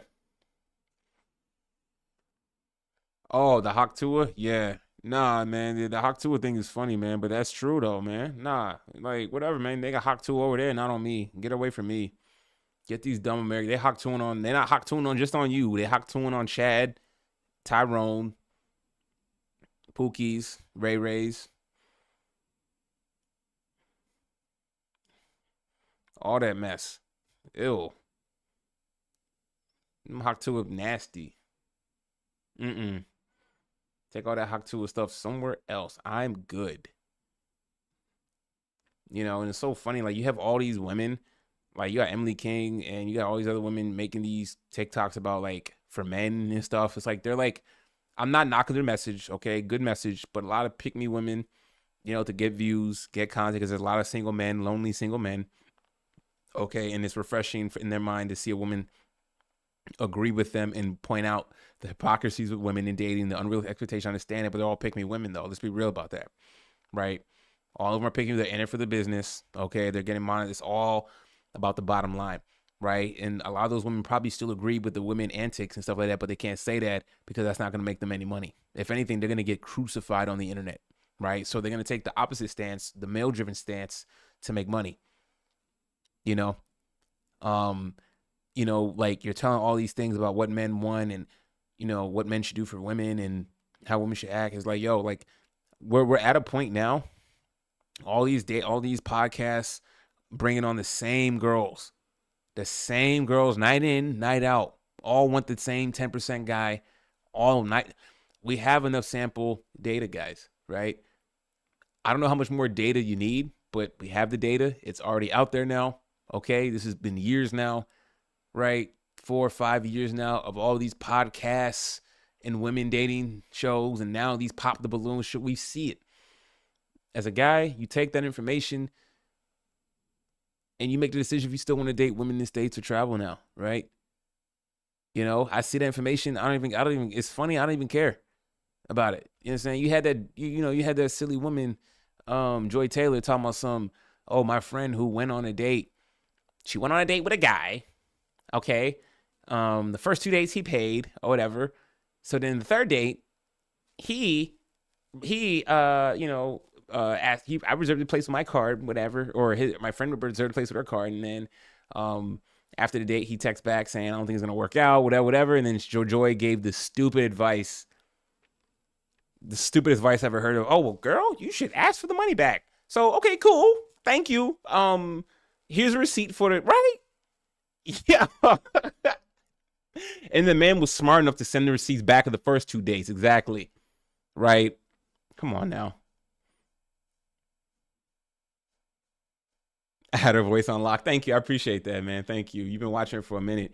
I mean, she keep posting stupid stuff on the internet, yeah. Right? Okay, well, you should ask for the money back. You know what I'm saying? Like, what? People do this? Men will pay for all the dates and don't even respond or say, hey, after they done extracted everything out of you, resource wise, for dating, they're done. They got all the food they wanted. They didn't give you anything, no nighttime, nothing. So when a guy does it, now it's kind of like, oh, this breaks the algo in their head. There's a glitch in their system. There's a glitch in their matrix, right? Crazy. But that's dating. So all that is dating the States now, right? So with all that data, nothing's going to change, right? So I elected to, I'm not dating women, American women. I could care less for American women, right? I have no interest in American women. Control V, Control V, Control V women, right? Control C women. I don't have time for that. You know, it's been the same, and it's like, okay, you meet a girl here, you meet a girl, different girl there, all the same Western programming, right? Like, we're not men, we don't need to change that. Let them deprogram, let them figure themselves out, right? I mean, just a small sample size with the whole Caitlin Clark and WNBA situation, just to kind of tie in some sports because I talk sports. Um, they finally got Caitlin Clark. Okay, they've been asking for more revenue, more attention. They finally got somebody for that for them, right? And then you see how they're acting, right? And that was a hell of a game, by the way, with Indiana Fever, Chicago Sky. That was a good game, right? And Cameron Brink sucks that she tore ACL. She was another good player. Anyways, you see how they're acting, right? Oh, she don't need all this attention. Da da da. Why she get a shoe deal? All this bickering, right? As opposed of, why don't y'all take that masculine energy and use it the right way and understand the pecking order, right? You got your apex player coming in. Okay, she is going to be one of the saviors, if not the savior of your league. Okay, she's going to draw a lot of attention. Cool. Keep the competition clean, but be competitive on the court. Absolutely. You show her game, right? You embarrass her on the court if you can. You know what I'm saying? But understand that Caitlin Clark is going to be the driving factor. So get in line with that. Get in line with that thinking.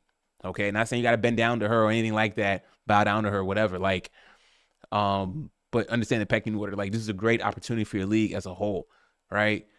But because Caitlin Clark is white, and then I'm a black man talking about, oh, you're buck dancing, da da da da. I don't care if Caitlin. It could have been Juju Watkins that was out right now. I'd be saying the exact same thing, right? People want to have low hanging fruit arguments. I don't agree with Stephen A. Smith all the time, but he's been on the money in this subject. Same for Shannon Sharp. All the women in the media have been very catty about it. You know, so when women have something, you know, to have something to elevate them, they screw it up. So, you know, all this Western women thinking, so they're going to screw it up. They have already screwed it up. Why there's no more, no more good men left, no more good guys left. I laugh at it. I'm like, yo, like, stop. Okay, all the women that you see on the internet saying that, they're lying, man. They're just, it's just all lies. You have guys. You got guys list. You got guys waiting for your response right now. Stop it. Stop it. Why play the game, right? Like, as a man, you have too much you should have so much self-respect to not be another dude in the chick's queue on the waiting list. You meet a girl for the first time, or you're not getting adequate responses in the time. Cut it off. Block and delete the number and keep it moving. You'll find someone else to talk to, whatever, right? Do not waste your time, man. It's absolutely stupid. You know, the game has been so rigged in the States.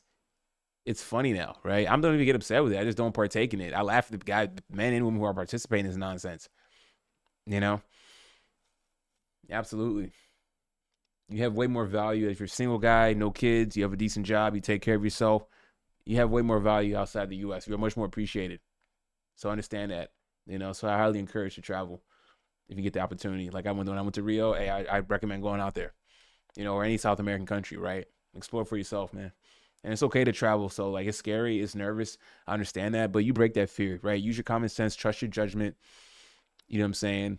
And you'll be okay, right? It's not as bad as people make it out to seem. You know, everything will be all good. Yeah, it is rigged, right? I did a little research on Taylor Rooks. Google Taylor Rooks. Jesse Taylor Rooks is her partner on there. They're both single women in their 30s, right? That tells you a lot, right? No ring on the face. Talking all day, a bunch of hot gas coming out their mouth, and they no ring, no man locked up. Well, Joy Taylor had Earl Watson. Couldn't handle that, right? Whatever, you know. Women love giving each other bad advice, don't they? Man, they keep each other single too. They meet a guy. Oh, but he don't have this. Oh, he ain't doing that. What? Oh, he's a brokey. Damn, it's crazy. A man's network got to be like ultra just to even have an interaction. Crazy, crazy work out here, fellas. What happens? The American dating landscape changes. The faster the average guy can improve. Every 6 months, there's a new viral clip that changes the landscape. Yeah, absolutely. Right. It's too fast. The average guy can't keep up with what's normal for in their what's normal for women in their mind, right? You know, um, and then you see all these like some of these girls on Instagram, like they'd be fine as hell, hundreds of thousands of followers. Oh, I just a coffee date is fine. Oh, he can take me to McDonald's. I'll be okay with that.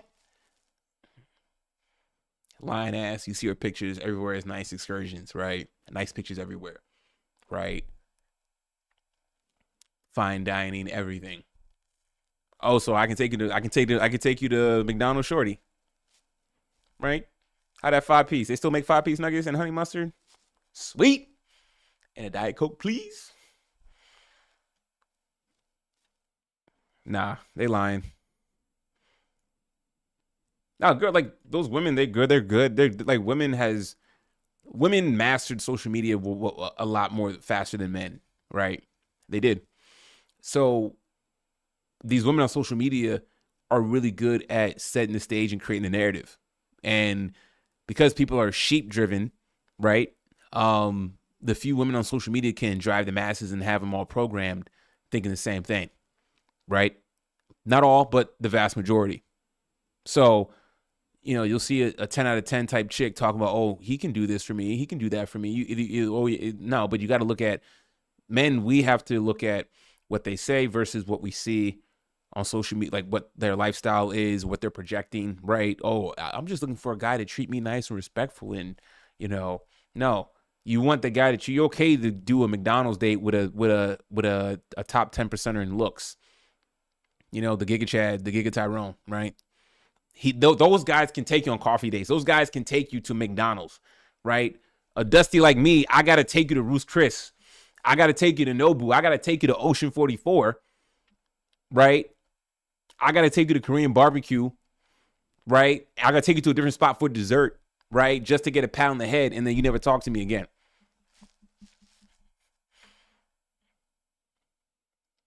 2020, you need the stats. 2022, you need tats 6 feet. 2024, you need tats 6 feet, six figures. Too fast for the average dude. Yeah. Don't play. Don't play. Don't play in the environment. Don't play in the landscape. Not worth playing.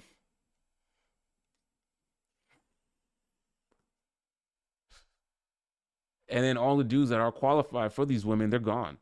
They're done dating. They've gone ghost, monk mode, MGTOW. They are out or passport bro lifestyle.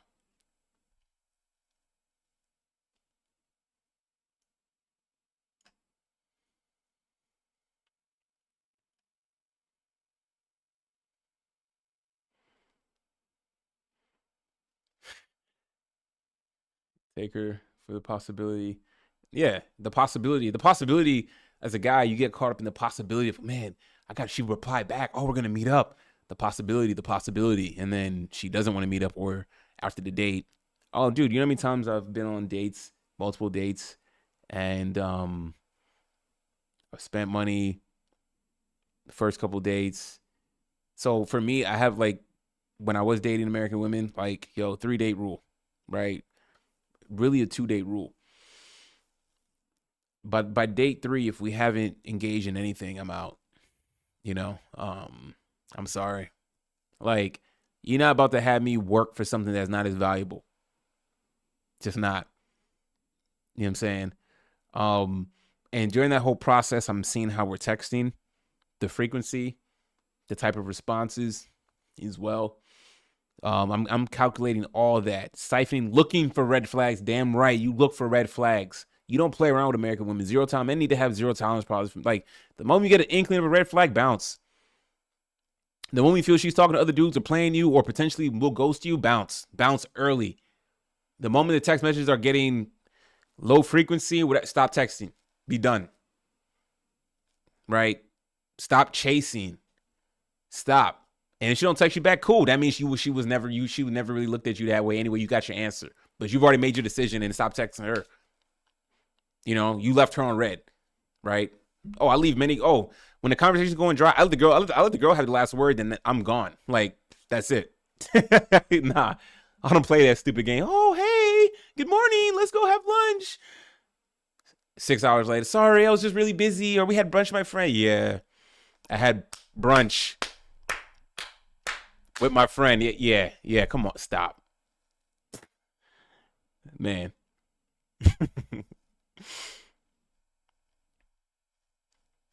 It's absolutely wild out here, man.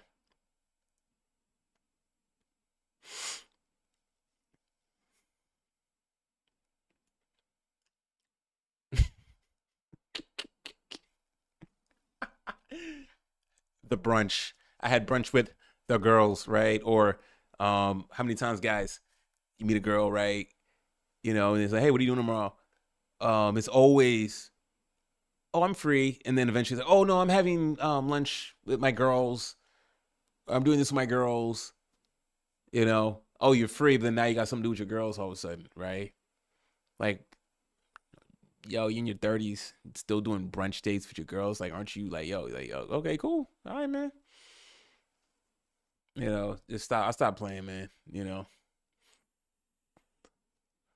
Shorties left me on red. I don't respond back. I never hit up a follow up text, right? You know, um, or the frequency's going good, and then there's like a gap, right? A long gap, and then all of a sudden, oh, sorry, I was taking a nap. Stop, stop. If a girl's into you in conversation, she'll be like, hey, sorry, hey, I'm really sorry, I fell asleep, and she'll pick back up the frequency or whatever, whatever, right? No, most likely she's not interested. She's talking to other dudes, right? It doesn't matter what her age is, all of them, 18 to 50, right? They're always talking to other dudes. Like, getting the number doesn't mean anything.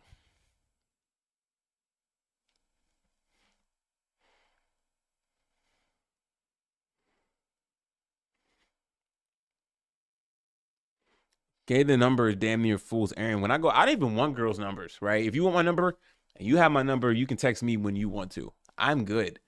I don't want your number. And then the new thing is, oh, well, you can have my IG. I'm sorry. Excuse me, no. I don't want your IG.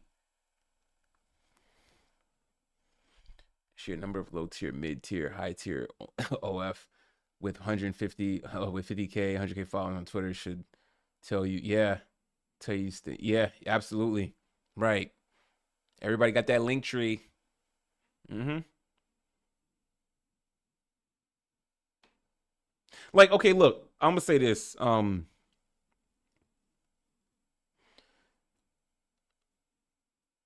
You still need levels of game, right? I'm not saying like you go out to these other countries and just start, you're just gonna start macking and getting whatever. No, you still need to have some level of game, right? There's still some level of chase that's required, and it's not going to be a guarantee. But what it is though abroad is that you have a higher net chance of closing, right?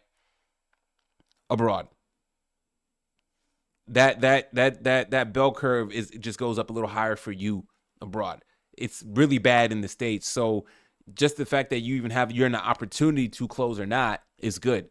Out of anything, you got good practice, good game XP, right? And your confidence isn't as shot.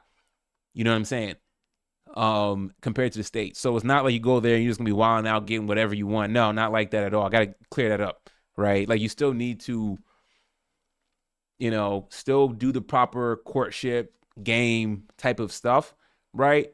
But the flip side of that too is that the girls are a little more receptive, more feminine, right? A lot nicer, you know what I'm saying, compared to out here.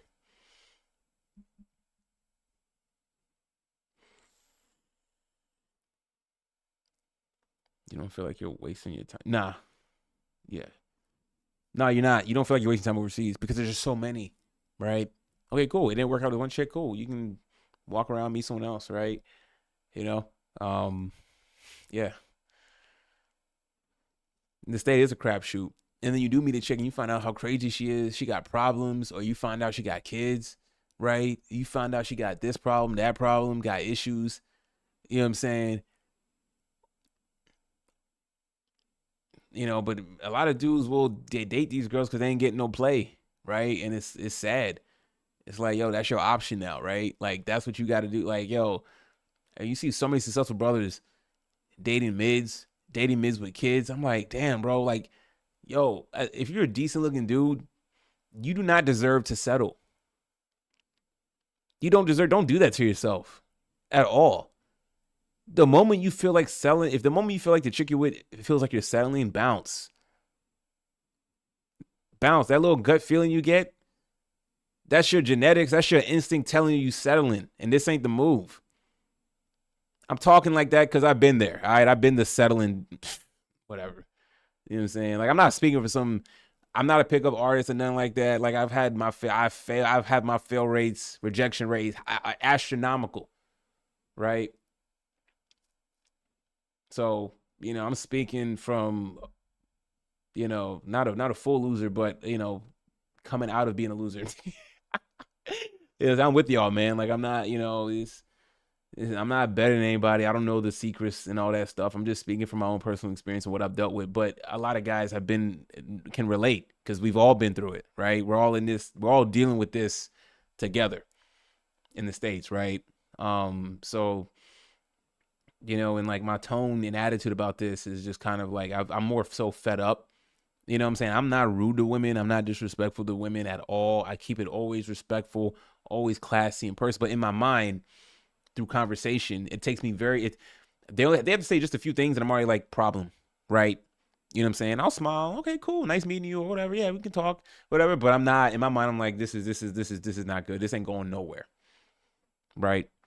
Because I already know their programming. I already know how it's going to end, right? So a lot of times I'm the one that goes or bail a lot faster than they do. And they don't need explanation. Like, cool, you got options and you have so much abundance, go enjoy them. I'm not going to be one of them anymore. I bow out. I'm good.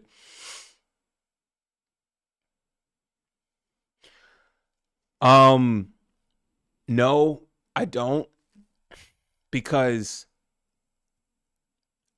Vanley, I don't think that'll help America because the Western mindset is already there. The attitude is already there, right? The lack of femininity is not going to really help that. You're just going to deal with a bunch of masculine chicks doing that, and it's still going to be a problem. And it's going to be crazy expensive as well, as opposed to other places that already have that. It's part of their culture. They're used to doing that, right? They know the type of service, the type of clientele, right? Uh, sounds messed up. It's almost like they're trained for that, right? For that type of business, right? So,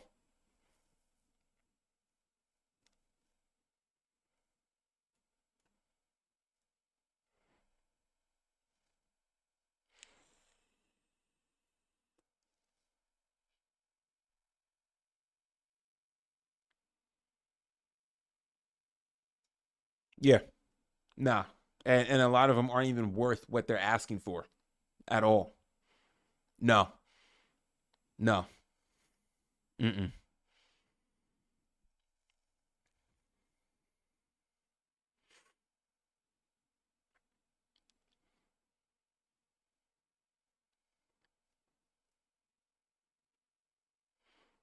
Yeah. So, I mean, but I get it though. It's like it's tough being in the States because I mean, you see attractive women in the States, you would like to talk to them, you like to approach them, but you already kind of know 90% of the time how this is gonna go, right?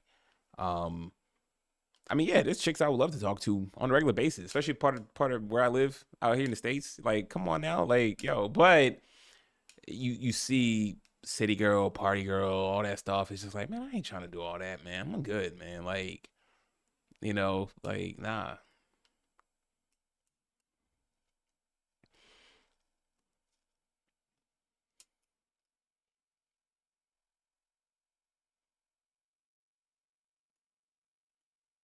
And so what I was getting at is just kind of how like all these dating podcasts and everything is just kind of like, okay, look, like, so you see, um, you see, all the data is just kind of like, why are men still trying to help men date in the States, right? Like that's still apparently a big business, but it's stupid though. Like, all these mathematics and gymnastics and hurdles you got to go through to get a date.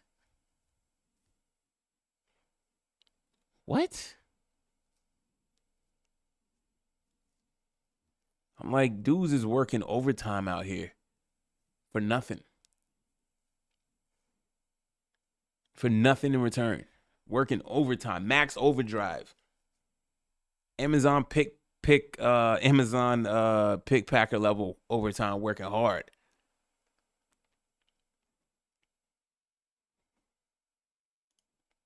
You meet a girl, oh, I'm single. Yeah, yeah, we can exchange numbers. Yeah, yeah. You start texting ghosts, right? Like what the hell is that? Or you get lucky with a girl for the night. You know what I'm saying? You closed. You don't hear from her again. Crazy. Old boy was just in them guts the night before. Don't hear from her again. That's insane work.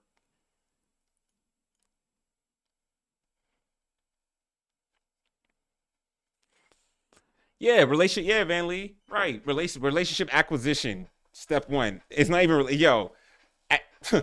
Get a date. Try to get. In text game has to be good. Then date. Then date has to be good. Right. Then follow up post conversation has to be good. Then for date two, possibly. Right. So then you're hoping within date two, between date two and date three, you're hoping that you've closed something to some degree. Right. But then there's also the possibility of her ghosting, not communicating, making excuses. Oh, my girlfriend's in town, or I'm randomly going out the state, or whatever. You know, what I'm like,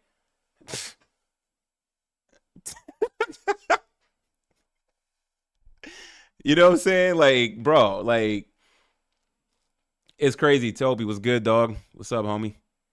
Much love, dog. Man, right? You know, just the amount of steps to deal with an American chick is absurd, absolutely insane, right? Absolutely insane. So once again, men are just, hey man, get that passport, man. Like it's so crazy because it's like, you know, the whole red pill community. You have like you have the sectors, right? You got the MGTOWs, you got the guys going on wage, you got the guys that just aren't dealing with women, anything like that. But then you have the other guys who I wouldn't even call the passport bros like red pill. We're RP aware for sure, but um, you know, we're just electing to take our resources and go abroad. We leave American women alone. We're not going to be rude to them, disrespectful to them. We know that we understand their programming, which is why we're traveling. Otherwise, we wouldn't be looking for these exotic insurgents. And Brazil is exotic, very exotic. Yes. Um, you know, I know the brothers love Puerto Rico, DR, all that. You know what I'm saying, but um, whatever you think you can find in those other places, Brazil got them all too as well. They got them all. Yeah, Van Lee, voting with your feet. Yeah. I don't think being a bleep would even work in Brazil. Van Lee, you don't need to. You don't need to. Nah. Nah. Because there's already establishments that are professional and it's safe for them to work and operate in. Right?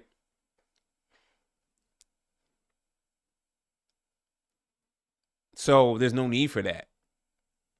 Again, part of the culture. That's part of the culture there, right? I'm sure some of that probably happens, but better for them to go through an establishment where it's like, you know,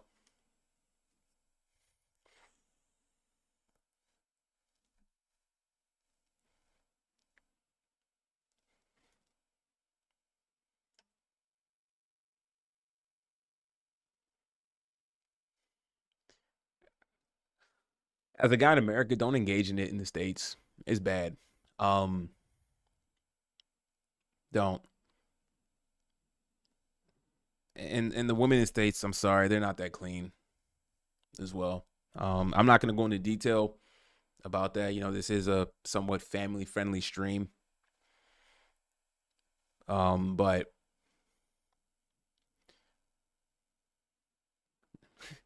no good, no good, no good. Not in the States, dog. Not in the States, bro. Nah, nah.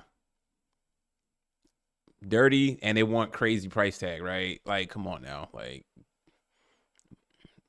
the inflation on that, outrageous. It needs to be a deflationary asset for American women. Deflationary.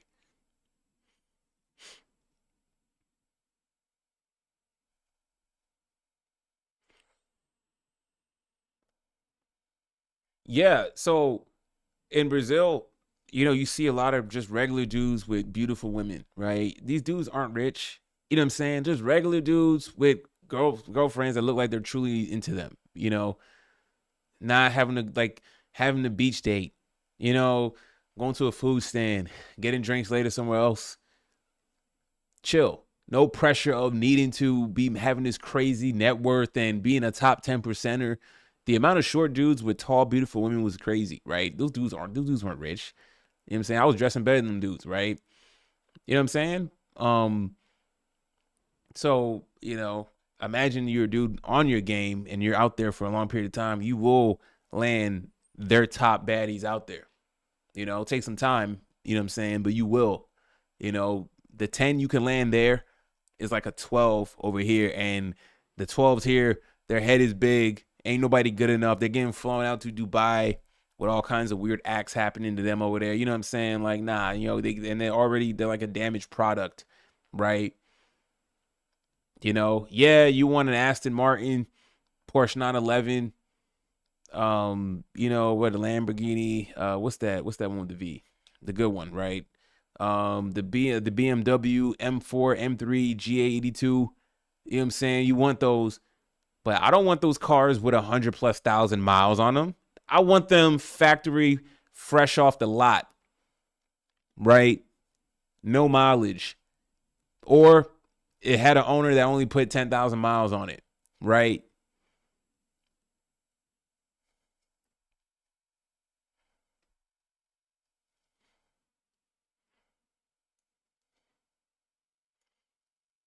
The abundance of beautiful women at volume shows the average dude are reproducing.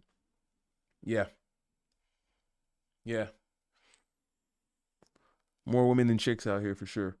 Because the average woman respects the average. Yes, Toby, man, dog, for real, dog. Facts. Women in the US are like paying MSRP on a car. Yeah, bro. Right. The manufacturer for the American woman says you need to pay X amount for this. There needs to I wish there was like a Kelly Blue Book on women, bro. Like I wish there was like a Kelly Blue Book on the dating history, right? The Carfax, right? And like be honest, like, how many boyfriends, have you what kind of like were you involved in any type of spicy work? You know what I'm saying? So I can make a healthy, informed decision. Not to judge you or shame you on your past or anything. I can make a personal, healthy decision for me. I was like, oh, thank you, ma'am, but I decline. Right? Nah, you got to go into it hoping that that's not the case. And then you in there, you find out later that all kinds of stuff going on. You know, um,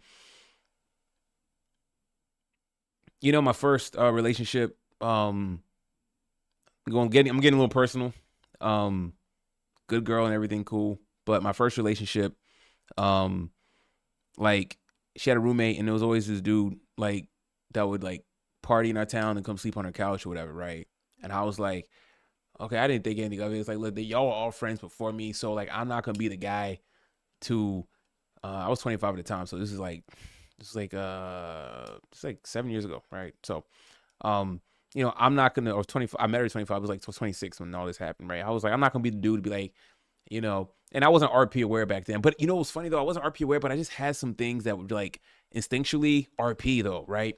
So this dude was like always around. Then like not to get too crazy in the details, but there this guy that always come crash on the couch ended up doing something with her roommate that wasn't cool, right? To put it lightly, okay. Um, y'all get what I'm getting at. So it was a big deal. My girlfriend is like, she talks to me crying about it and stuff, and I'm like, what? I'm like, well, if he did that to her, he could have did this to you. And then she started crying even more, right?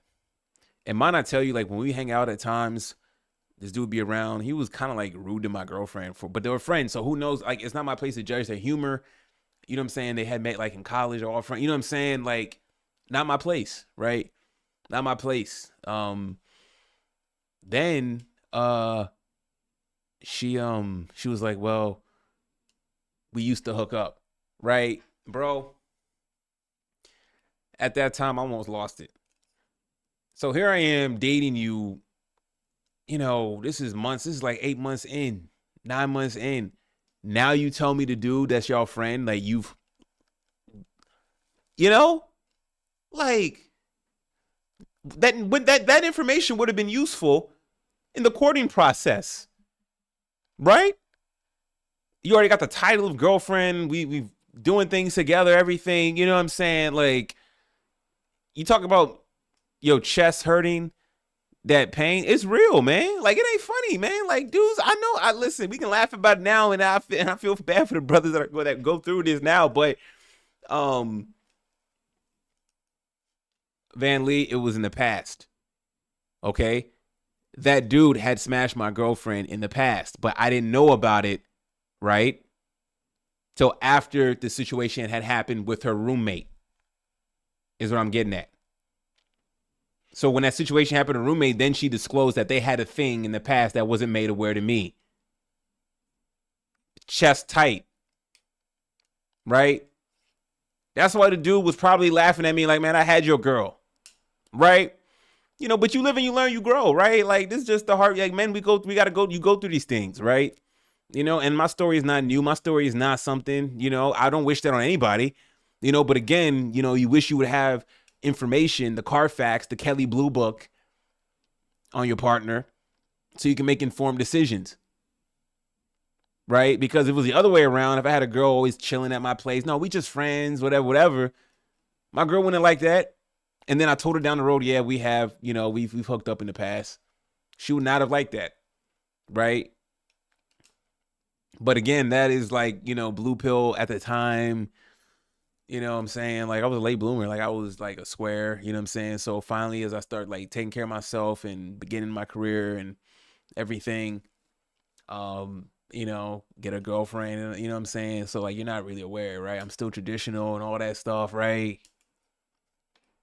Crazy work. Lied by omission, exactly. Lied by omission, right? She lied, yeah, don't, yeah, lied by.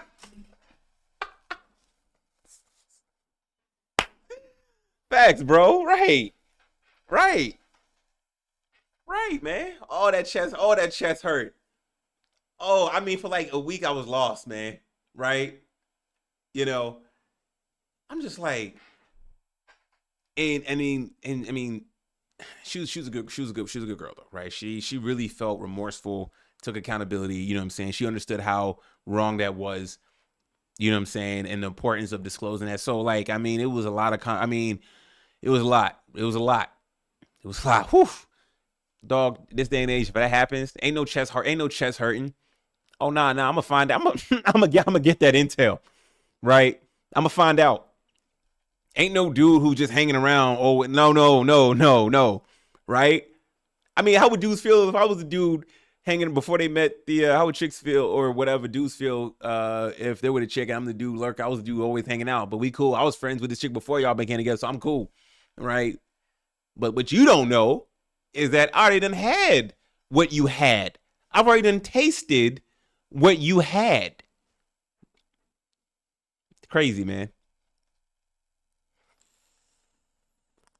It's messed up, but that's life though, man. Right? That's life, man. Like, you know what I'm saying? Like, it's you go into it like when you're innocent, you go into it, fully open, right? So, you're not looking for red flags, right? When you're young, right? You don't assess the landscape correctly, right? And that comes with maturity, age, and wisdom, right? It comes with experience, being seasoned, right?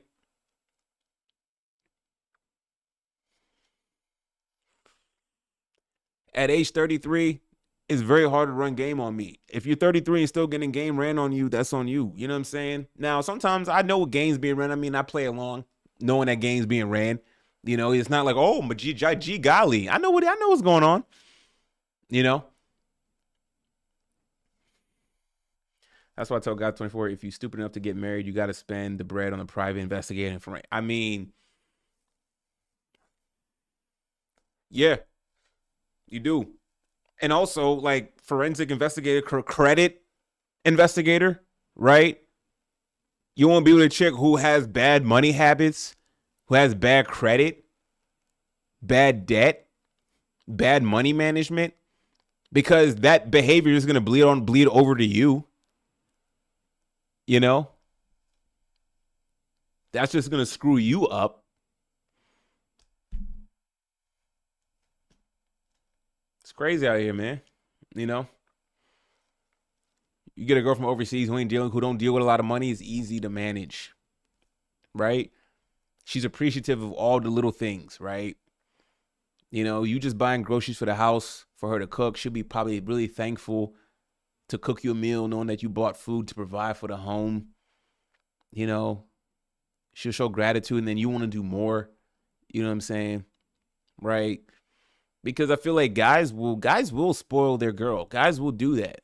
Guys with whatever they have, they will spoil their girl as long as we're getting just some level of decent reciprocation back. I'm how I spoil a chick. I'm not doing this whole grizzle nonsense on a girl should do this for me and do that for me, right? But some level of basic reciprocation goes a long way with me, and that has been hard to ask for, right? Damn near impossible, right? So it's not that men are broke.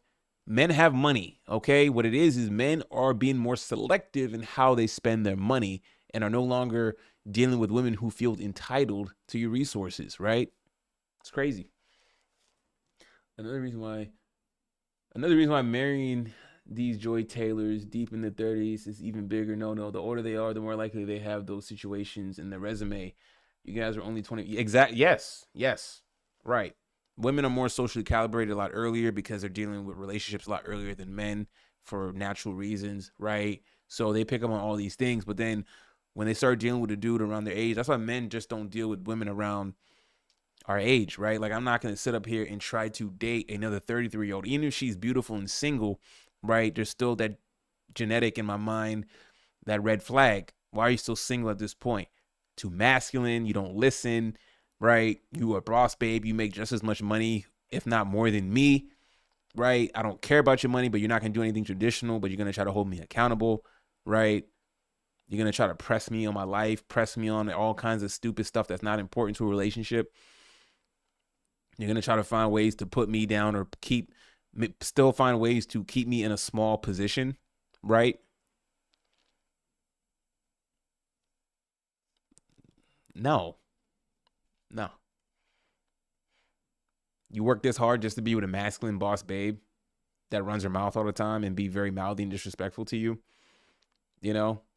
Oh, God forbid you stand up for yourself, but then, you're too loud, you're being mean, you're being controlling. Like, no, I'm just not going to tolerate being disrespected. It's that simple. And dealing with all their trauma. Yeah, all their failed relationships that on them, right? Because you picked the man, right? You decided to be the one he picked or to be with and then deal with all the problems. And then you didn't do any self-work. And then you're supposed to you try to mask all that baggage to the next guy, but it starts to seep. That trash starts to leak. You know, when your trash is full and you take it out and you see a trail of soup or whatever because, it was too full, right? You thought you can carry the trash all the way to this destination without making a mess. Impossible to do, right?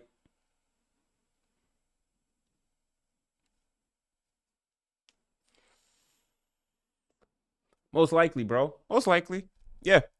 But at the end of the day, I'm in a winner's position, right? Single, no kids. I'm blessed. Everything is good. I'm in the gym 5-6 days a week. You know what I'm saying? Um, have my hobbies like YouTube. Love YouTube. It's great. I treat it like a job. You know what I'm saying? I have my career. I've been working my career for almost 10 years. I'm grateful for the opportunities it's blessed me with. You know what I'm saying? Like, as a man, I was telling my friend earlier that stopped by, we're chopping it up. today, and I was just like, look, man, like you being, because we're the same age. He's 33 also. I was like, look, 33, no kids, you're in shape, you make good money for yourself. You know what I'm saying? That's valuable as hell.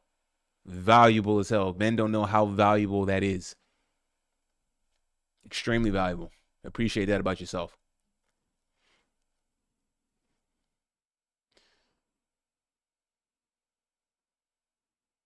Yeah. Oh, dude, Toby, man, the dating profile. Okay. So here's my thing with the dating profiles, right? All right. Big problem, right? All these women don't matter. Dusty, 18 to 30, 18 to 45. They'd be like, no hookups.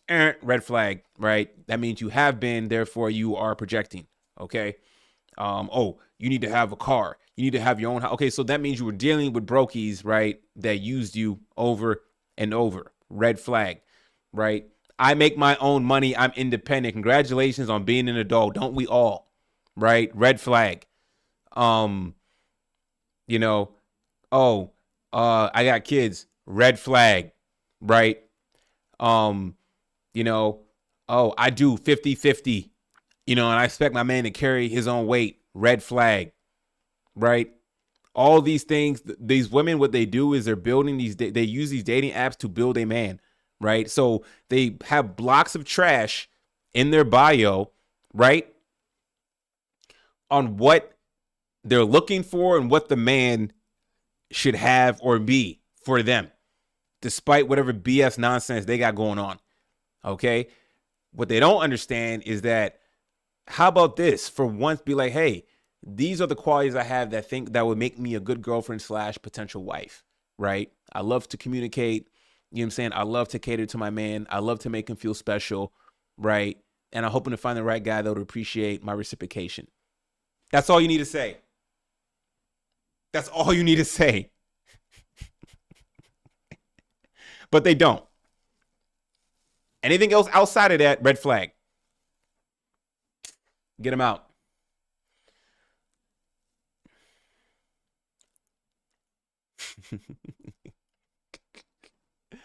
Yes.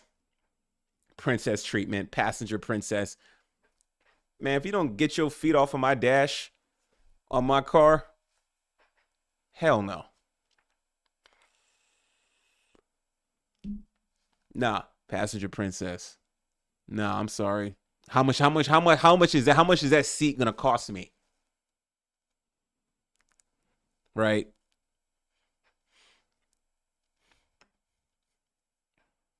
Absolutely wild in the West.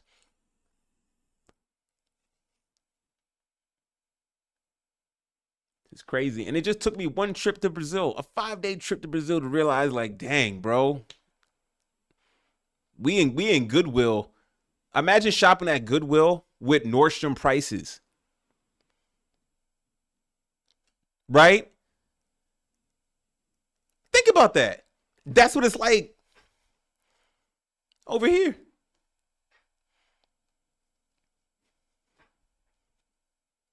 Goodwill is selling products at full retail. All them old dusty golf clubs, they want Nike level prices, brand new.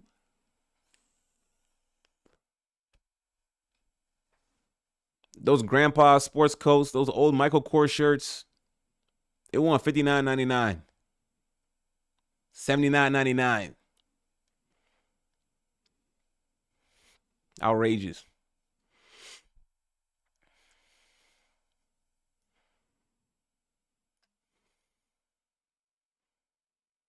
But I do like the fact that, like, women are exposing themselves on social media like that. And I do like that more men are waking up each day, right? To it. You know. Coach Greg Adams did a really good video a few weeks ago, about a month ago, about it's called like Red Pill Rage. It's like once you kind of like understand it, you you go through all this the cycles of grief and everything, right? Like you're angry, upset, then you go through acceptance and all this other stuff, and it's kind of like, yeah, like, you know, I was in the red pill rage not long, and then now it's more like I see what it is. I'm not dealing with it. I can spot it. I'm good, right? It's really to have the information. It's not to enact it on women or exert it to them verbally because they're never going to understand that. They're never going to receive that, right? Their brain is not wired. You say those type of things, it'll glitch in their head, and they're going to receive the message entirely different. So it's so funny when guys try to explain the red pill concepts to women, and it doesn't go well. It's not for them to understand. All right, the content is not designed for them to understand. The content is for male and male only, and a navigation and a tool guide to how to navigate, right, and pick up the red flags so you don't get screwed as a guy at the end, right? But more men are waking up, but they're going through the different stages of the indoctrination and understanding, right, of that.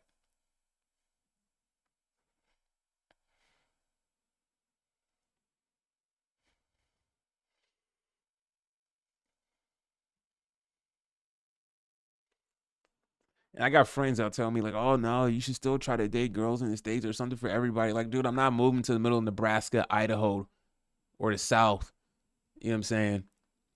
Like I'm not doing that.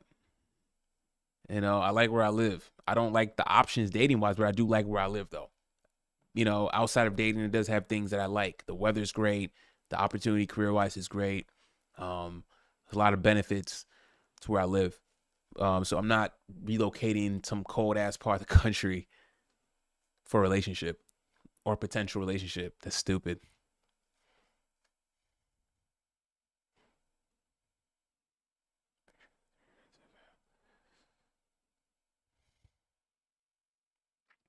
Exactly. It's not for them to understand. Exactly right. Not for them to understand. Won't be for them. It's not. Nah. Now you have all these women chameleons that's trying to like enter the space and try to like, oh yeah, we understand the pick me girls, man. Absolute no. The pick me girls are the worst. I said this early in the stream, all about monetization, right? They're in it for the money. Cool what they say, but they're chameleons too, right? Those same girls still want the high value guys and all that type of stuff, right? They're not practicing what they preach, so you got to be aware of that too. It's good. Sounds good. And I listen to it too. I'm not gonna act like I don't. I listen to it because it is good. But again, their audience is male audiences when it really should be towards women to be listening. They need to be marketing their advice to women, not men, right? Men. It's not our as men. It's not our job to tell women what we want and what we desire and how we should be treated and all this other stuff, right? It should be for um women telling other women how to act and conduct and how to find a good guy, right? They know that, of course, they'll get the views, right? Of course. Absolutely. Men, we dominate the internet easily. Easily. Our viewership, our money, easily, right? Just our men's eyeballs, money, right? Nonstop.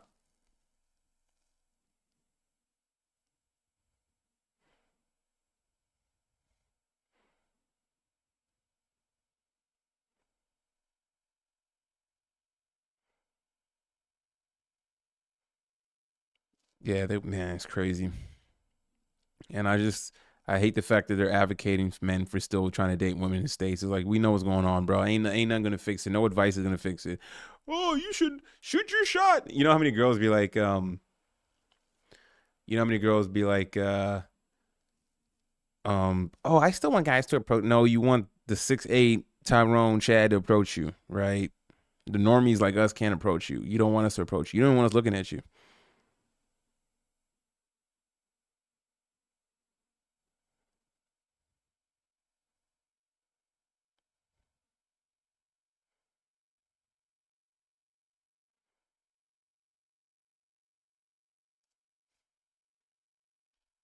Men's eyeballs are yes, men's eyeballs are super valuable, which is why I appreciate my current subscribers, viewers. You know what I'm saying? Like, it's hard. Like, yo, just to like, make content and then get, because majority, I see the analytics. Majority, 90% of my audience is males, and I appreciate all my males, even the guys who want to leave troll comments, all that stuff, whatever.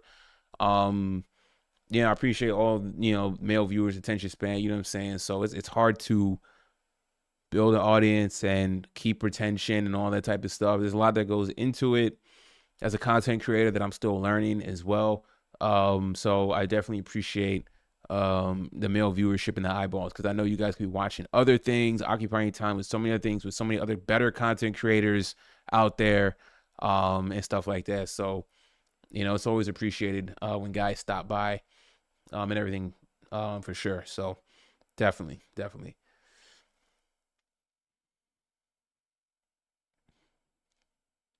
Yeah, yeah, Toby, you missed it earlier. I was talking about just kind of like, um, before you joined the stream.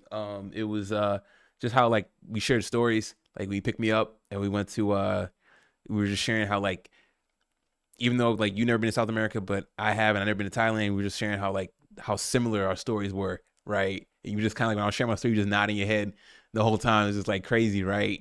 Like yeah, it's crazy just the similarities of just like how you went to Thailand, I went to Brazil, and it was just like very similar experience, right? Different, obviously, but very similar in a lot of ways, man. It was cool, man. Talking about that last night. Men also double and triple spend. Men will travel, support your YouTube channel, and still subscribe. Yeah, that's a problem, man. And it's like, yeah, yeah, and I see that. And the problem with shows like Fresh and Fit and them is that it's really a massive platform for them to promote. So they'll say this girl's dumb, she's stupid, Frank Castle her, right? But those same guys will go and subscribe to their link tree, right? You know, I get it, right? The men are lonely. They want to see, they feel like they can interact with those girls in the chat, say mean things, get a reaction out of them, then go turn around and support them, right? Or see what they're working with, right? It's just, it's done. I think the Fresh and Fit, the problem with Fresh and Fit and these other podcasts, but specifically Fresh and Fit, they've kept the model the same. They haven't evolved. They haven't got, okay, we're, you've talked to over 3,000 girls. That's cool. We get it. Okay. Well, I know why they're still doing it, but you've talked to over 3,000 girls. We get it. Where's the involvement now? Where's the next elevation, right? No, instead, you still do the same thing. Now you want to, you get yourself in hot water, specifically Myron, right? A lot of his, they deserve to get demonetized. It was well earned, right? Like, again, free speech. You can say whatever you want, meaning you're not going to go to jail, right? Okay. You're not going to lose your life over your speech. Okay. At least from the government side, government standpoint. But the companies have the right to say, okay, we feel like we're not making any money. We don't want we don't want you to make any money. I don't care if you're making us money. We don't like you, right? That's their right to do that. Okay, like at the end of the day, yeah, we're all private entities on YouTube, but technically, like in a way, we're all YouTube employees, right? You know what I'm saying? In a way, because we're on there making money, right? Okay, so if they have guidelines, it's in your best interest to follow those guidelines. Toe the line as close as you can. If they tell you, if they warn you, scale it back. Don't mess up your line of revenue, right? And they did that. They screwed themselves up, but they're gonna stand all this free speech is messed up. And it's not messed up, right? Like I'm okay with free speech. I have nothing against free speech, but understand the free speech and the platform that's paying you. And they screwed that up. Begging their subscribers, calling them brokies to subscribe to Castle Club. $35. Join yacht parties for $4,000 to be a social media influencer, be on boats and yachts with chicks that want nothing to do with you. The high value men that you get to meet, discuss what exactly? What business and networking opportunities you're going to discuss is going to help elevate you and make you a multimillionaire, right? What secret can you get for $4,000 on that boat for a few hours, right? It's a shame. It's elixir poisoning.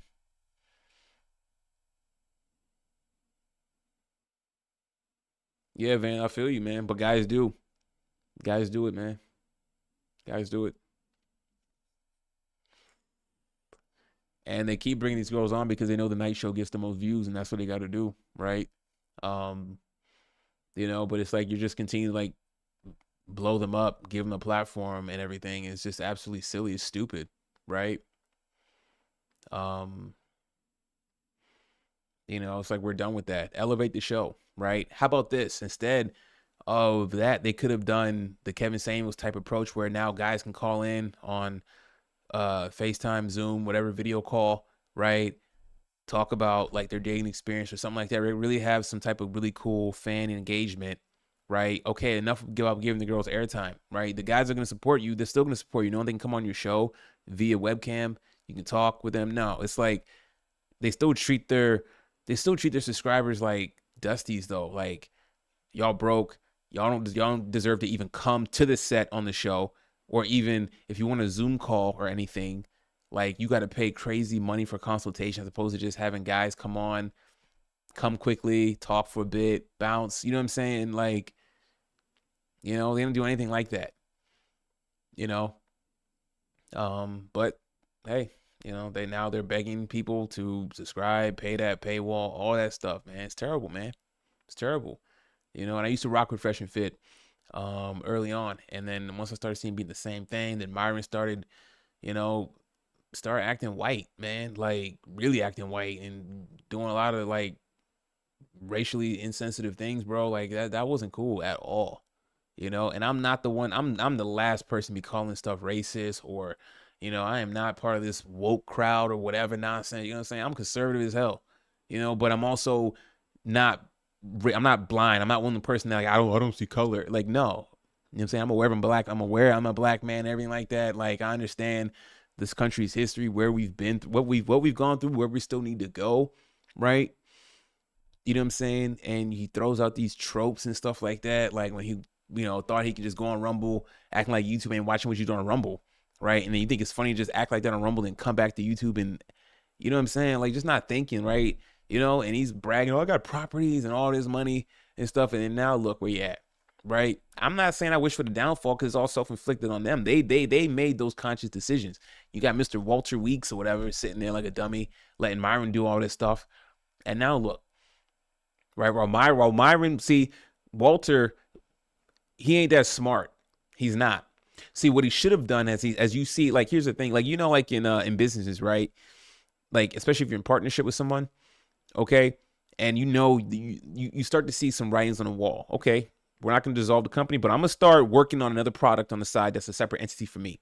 There's no conflict of interest with what we're currently doing together, but I'm going to be working with the resources we've built here, and I'm going to slowly, use that capital in the viewership to start building my own platform on the side. So in the event that this happens, I can exit early before demonetization and everything, right? He wasn't thinking. He's just along for the ride, buying McLarens that's breaking down and stuff like, bro, I can go on and on, but missed opportunities left and right, major bag fumblers, for sure, right? So yeah, no end game strategy, right?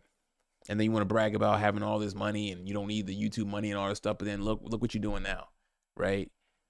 $35 for locals, right? Charging people $4,000 for events and stuff like that. I can teach you how to be a social media influencer. Influence in what? Yeah, Fresh is an anchor. He's been an anchor along for the ride, right? He really doesn't add any content to the show, right? He'll say some funny sidearm jokes here and there, but it's not that funny. And then he basically decredited the show. And if it wasn't for Myron fighting so hard for him, right? Everything they talked about, Walter became a sucker. He's lucky the girl he was dumb enough to be caught up in for lying, for stealing, and all that stuff. The audio, you know what I'm saying? All that stuff, right? Very fortunate. He's very lucky to have a friend like Myron to go to war with him. I mean, Myron was really not so much for him, but for the credibility of the show. That's why he went so hard at it. That's how bad it was.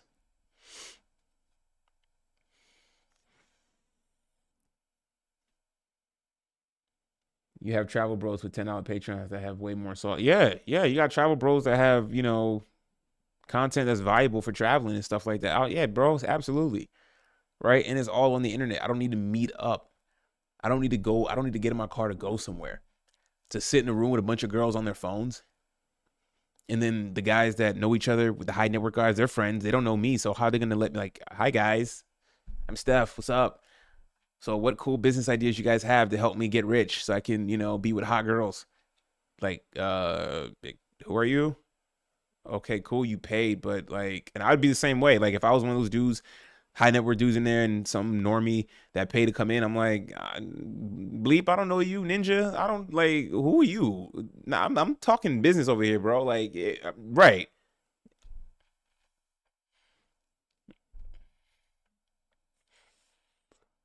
Who are you? Right. Right. Right. Like, hi, I'm Chad. I'm a locals guy that paid to come in here. Okay, Chad, nice to meet you. I'm gonna go over here now. Thanks. Like,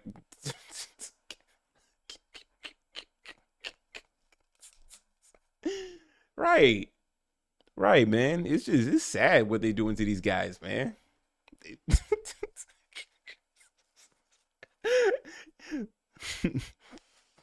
And you left $4,000 in the hole, made no real networks. You didn't get a number. They gave you a card that has their Instagram and email, right? And they would treat you worse than the woman on the yacht, right? Because these dudes are in the top 10% elite dudes making money, right? If it's legit business or scam bit, whatever it is, right? So they're already in a world, navigating in a world that you have no business really being in just because you paid a ticket price to get in there. And I don't blame them, because if I was one of those guys, I would act the same way towards them. I'm like, y'all just paid to come in here. I didn't pay to come in here. I'm a guest on this boat. I was invited on this boat through my connections, right? Because I have ongoing relationships with these people on here. The chicks are for y'all that they're not going to talk to. So enjoy. Good luck talking to them. I got business to attend, right? I'm not even drinking alcohol. I'm not even eating. Matter of fact, I'm not even there the whole time.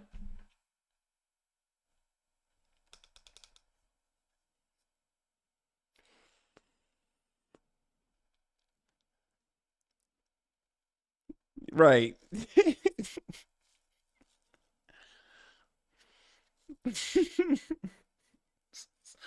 Oh, it's so cool. I saw you on the Fresh and Fit podcast. Yeah. It'd be really cool to get some advice on like how to build my empire. Like I want to be an influencer too. Yeah. Oh man, that girl is so hot over there. What should I say? They have dating coaches and whatnot, man. Like stupid dating coaches for Western women. Are you out of your mind? Four $4,000 will get you a trip overseas, room and board at a nice area, good food, actual women you can interact with. See, they're not going to tell you that. They know your money can go further somewhere else, right? And if you don't have a passport, you include the price of getting a passport. Getting a passport is like $300, $400 maybe, right? And you pay the extra $30 to get the travel card with it too, right? So you don't have to carry your passport, or you carry your travel ID card, and you leave your passport in the hotel in the safe or whatever, right?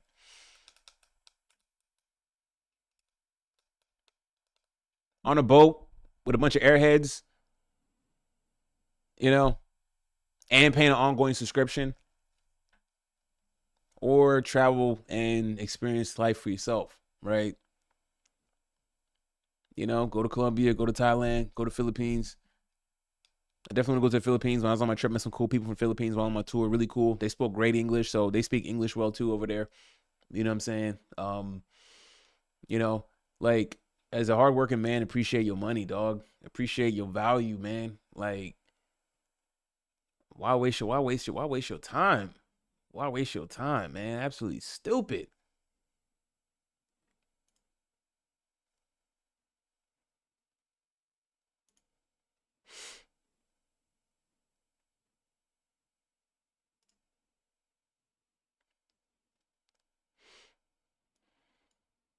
On the boat with a bunch of girls.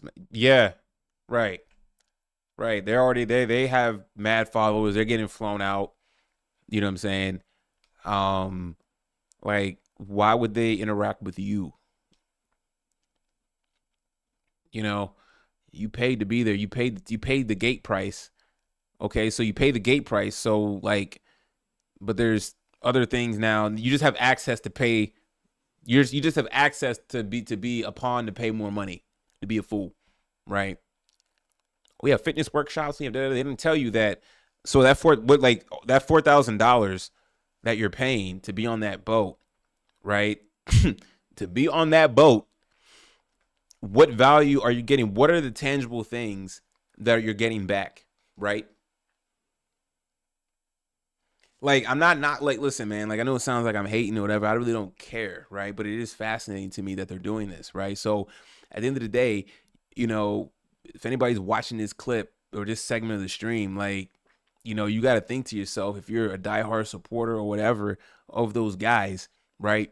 Then you got to think, but you got to start thinking with your wallet, right? You can't just throw your money at anybody just because you're a fan of them, right? Just because you paid for super chats and they read it on your screen, like they care about you. You know what I'm saying? Like, understand where your money's going to, right? Like, if I ever had some type of, members only content on my channel, I would make sure that, I would carve out time to make sure that they're getting value out of it. And I wouldn't price it at a point where it's like, okay, you're just talking just to have something on there. No. You know what I'm saying? Like, I want to make sure the viewers slash customers are getting value out of what I'm doing, right? If in an imaginary world, if I ever blew up, I wouldn't be charging $4,000 for people to meet me. I am not Jesus. I'm not Gandhi. I'm not MLK. I ain't nobody of merit like that. Right? I'm just a normal guy like everybody else who happened to just do YouTube because I like doing it and I just spent the time to do it. Right? And I happen to, get monetized and I enjoy doing it and it's fun, but that doesn't make me better than anybody or like I've unlocked the secrets of life or nah. Nah, it's not that deep. 35 a month is theft. Theft, right? Just to watch half a stream that they cut off from YouTube and Rumble and the rest on locals, like that's what they're doing. Right? That's what they're doing, which is absurd. Absolutely unfair. Shouldn't be the case, right? Really, really foul.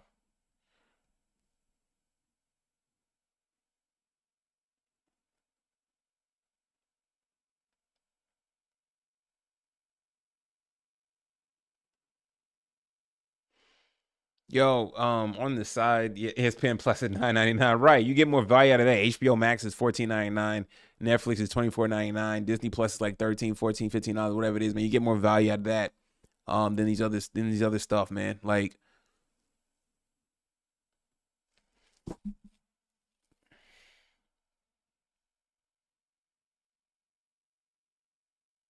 yeah, they're bringing like fresh out of high school bleep workers on there. You know what I'm saying? Like, what?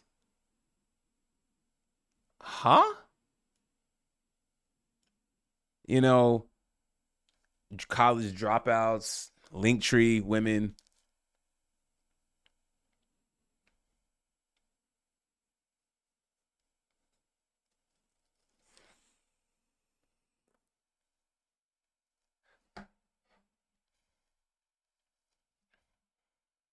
4,000 dollars can like dog put it in the stock market, man. Put it on Nvidia and Microsoft, you know, coin stock, you know, value yourself. That $4,000, you're not gonna build yourself as a man doing that stupid. Yeah, I'm sorry. Get your passport, travel, man. You know what I'm saying? You'll get more value out of traveling. You'll get more be more fulfilling. You know what I'm saying? Men got to stop looking for shortcuts, thinking that paying $4,000 for access to them, is gonna be the way to go. It's not. It's not. I'll be right back, guys.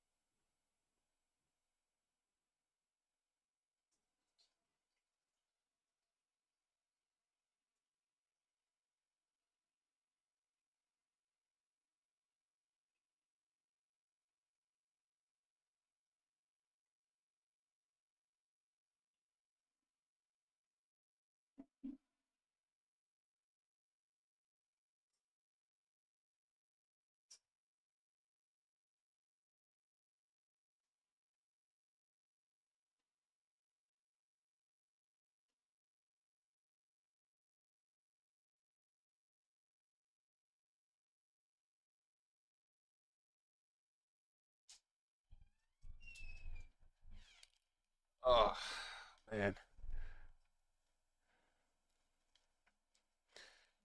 Oh, you said Rolls Royce is crazy stock? Probably.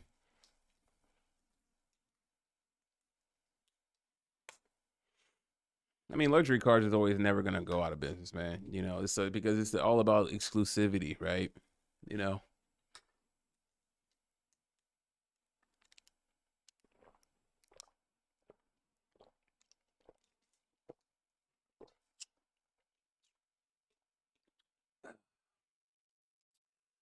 on the side, not to pivot to sports too much because this is about my trip. Even though I talked about my trip, but yeah, while I was gone, man. Ooh, JJ Redick, Lakers coach. Good luck. Good luck with that job. Good luck with Bronny James, man. Tough, tough, tough. But they had no choice when Dan Hurley backed out. Had no choice. What a man. That's a job I wouldn't wish on anybody, man. I give JJ Redick 2 years and he's gone. Another Luke Walton situation. Man, that's crazy. Man, there was a bunch of stuff I missed in sports while I was out enjoying Copacabana and Ipanema. But yeah. So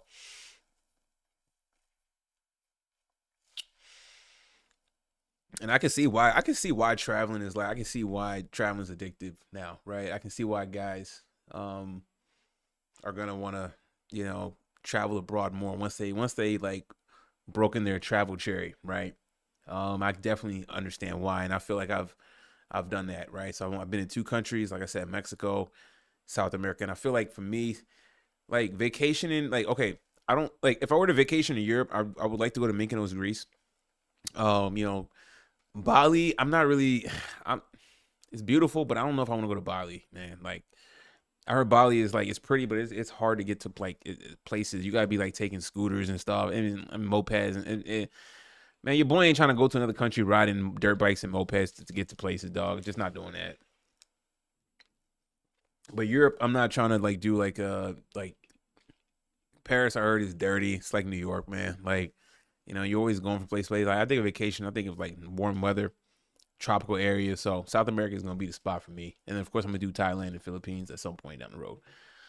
Um, Van Leaf, what I think LeBron's gonna do. LeBron's gonna do what he's been doing this whole time. He's gonna coach the team, right? LeBron's gonna coach the team. JJ Redick is gonna listen to LeBron, and if there's any friction, LeBron's gonna have the players against Redick, and Redick is gonna be out of there. So, in Redick, if the Lakers do get Redick, Redick is going to be in charge of Bronny James and growing and developing him, and it better work. It's going to be big problems, man. The spotlight's on Redick, right? Redick has talked like he's smart. He is smart. Redick has, talked like a coach in waiting, so he has a chance to prove it. LA Lakers, one hell of a team to be the first coach, for that to be your first job, with the spotlight and pressure that comes with that. Leash probably will be short. I mean, we saw if Monty Williams can get let go off 1 year into an $80 million contract, no bueno. So, yeah, if 80 goes down for a month, yeah, if 80 go down for a month, that's the season. LeBron's great, even at 40 or going on 40, he's great, but not at this point. He's not going to carry the load all year. Just not doing that.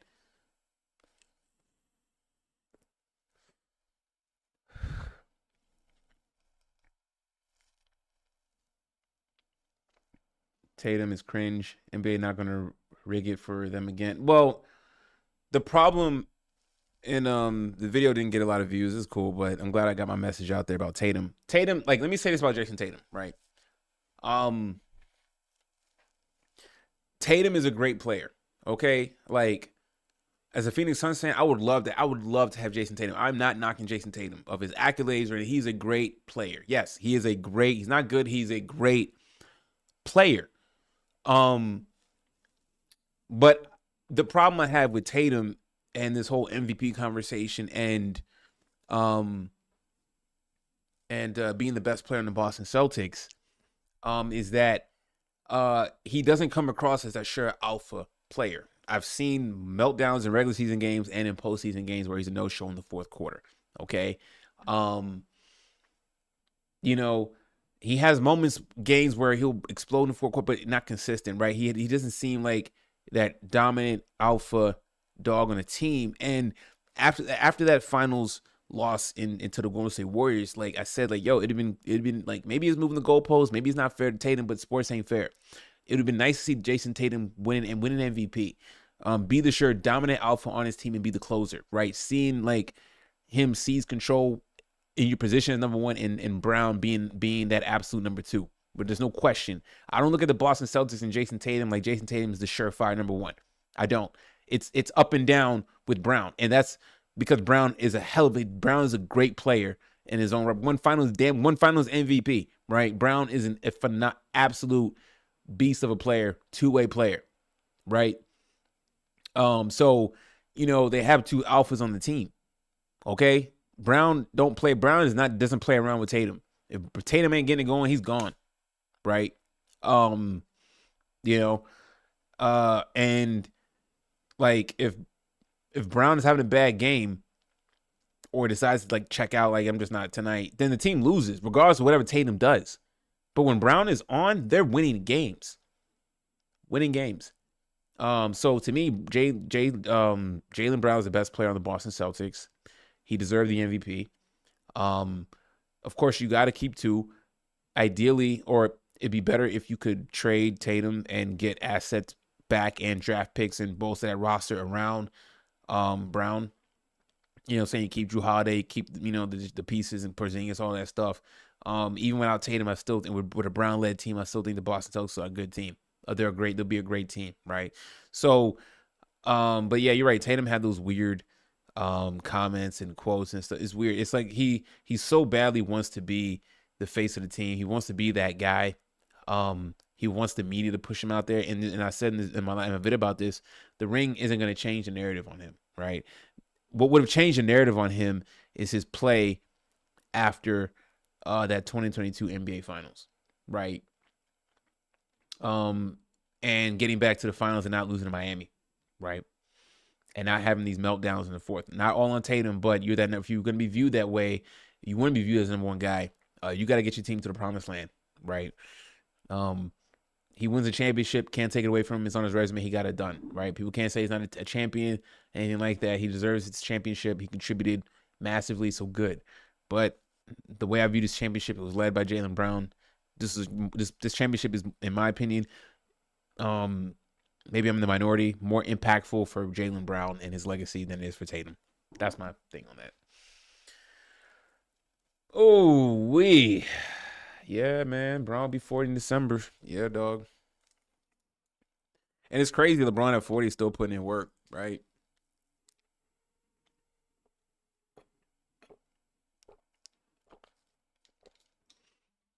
Putting in massive work.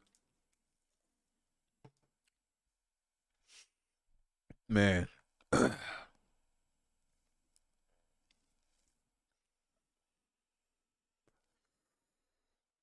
uh man, oh man.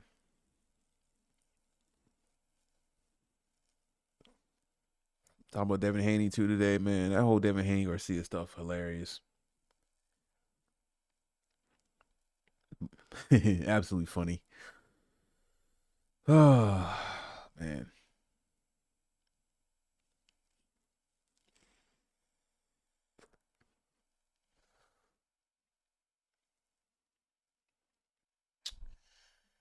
Oh man, I've been streaming for almost 3 hours, man. Did not as long as stream ever done. Didn't plan on talking this much. Man, but yeah, man, just kind of want to just share my open thoughts on just the whole passport, bro. My own personal passport, bro, experience and everything, man. Just to kind of sum it all up, Brazil was fun, definitely life changing. To open my eyes to travel, definitely want to travel more.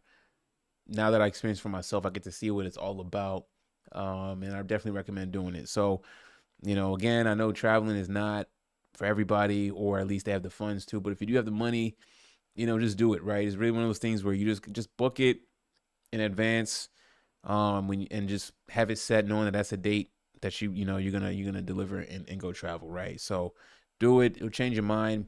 You'll definitely have a different perspective and an appreciation for where you're at in life, to have the means to travel and to see the world as a grown man, and come back to the States and see the nonsense that's going on out here. So I truly encourage it, man. So, continue, you fellas, man, you men out there, keep doing your thing, man. I know there's a lot of hardworking dudes, and we're all dealing with the nonsense out here in the States, but stay positive. You know what I'm saying? Work hard, get your money up for yourself, right? No, not for no one else. Take care of yourself, treat yourself good. And yeah, man, there's better opportunities for you than you think, right? So much love to you all, man.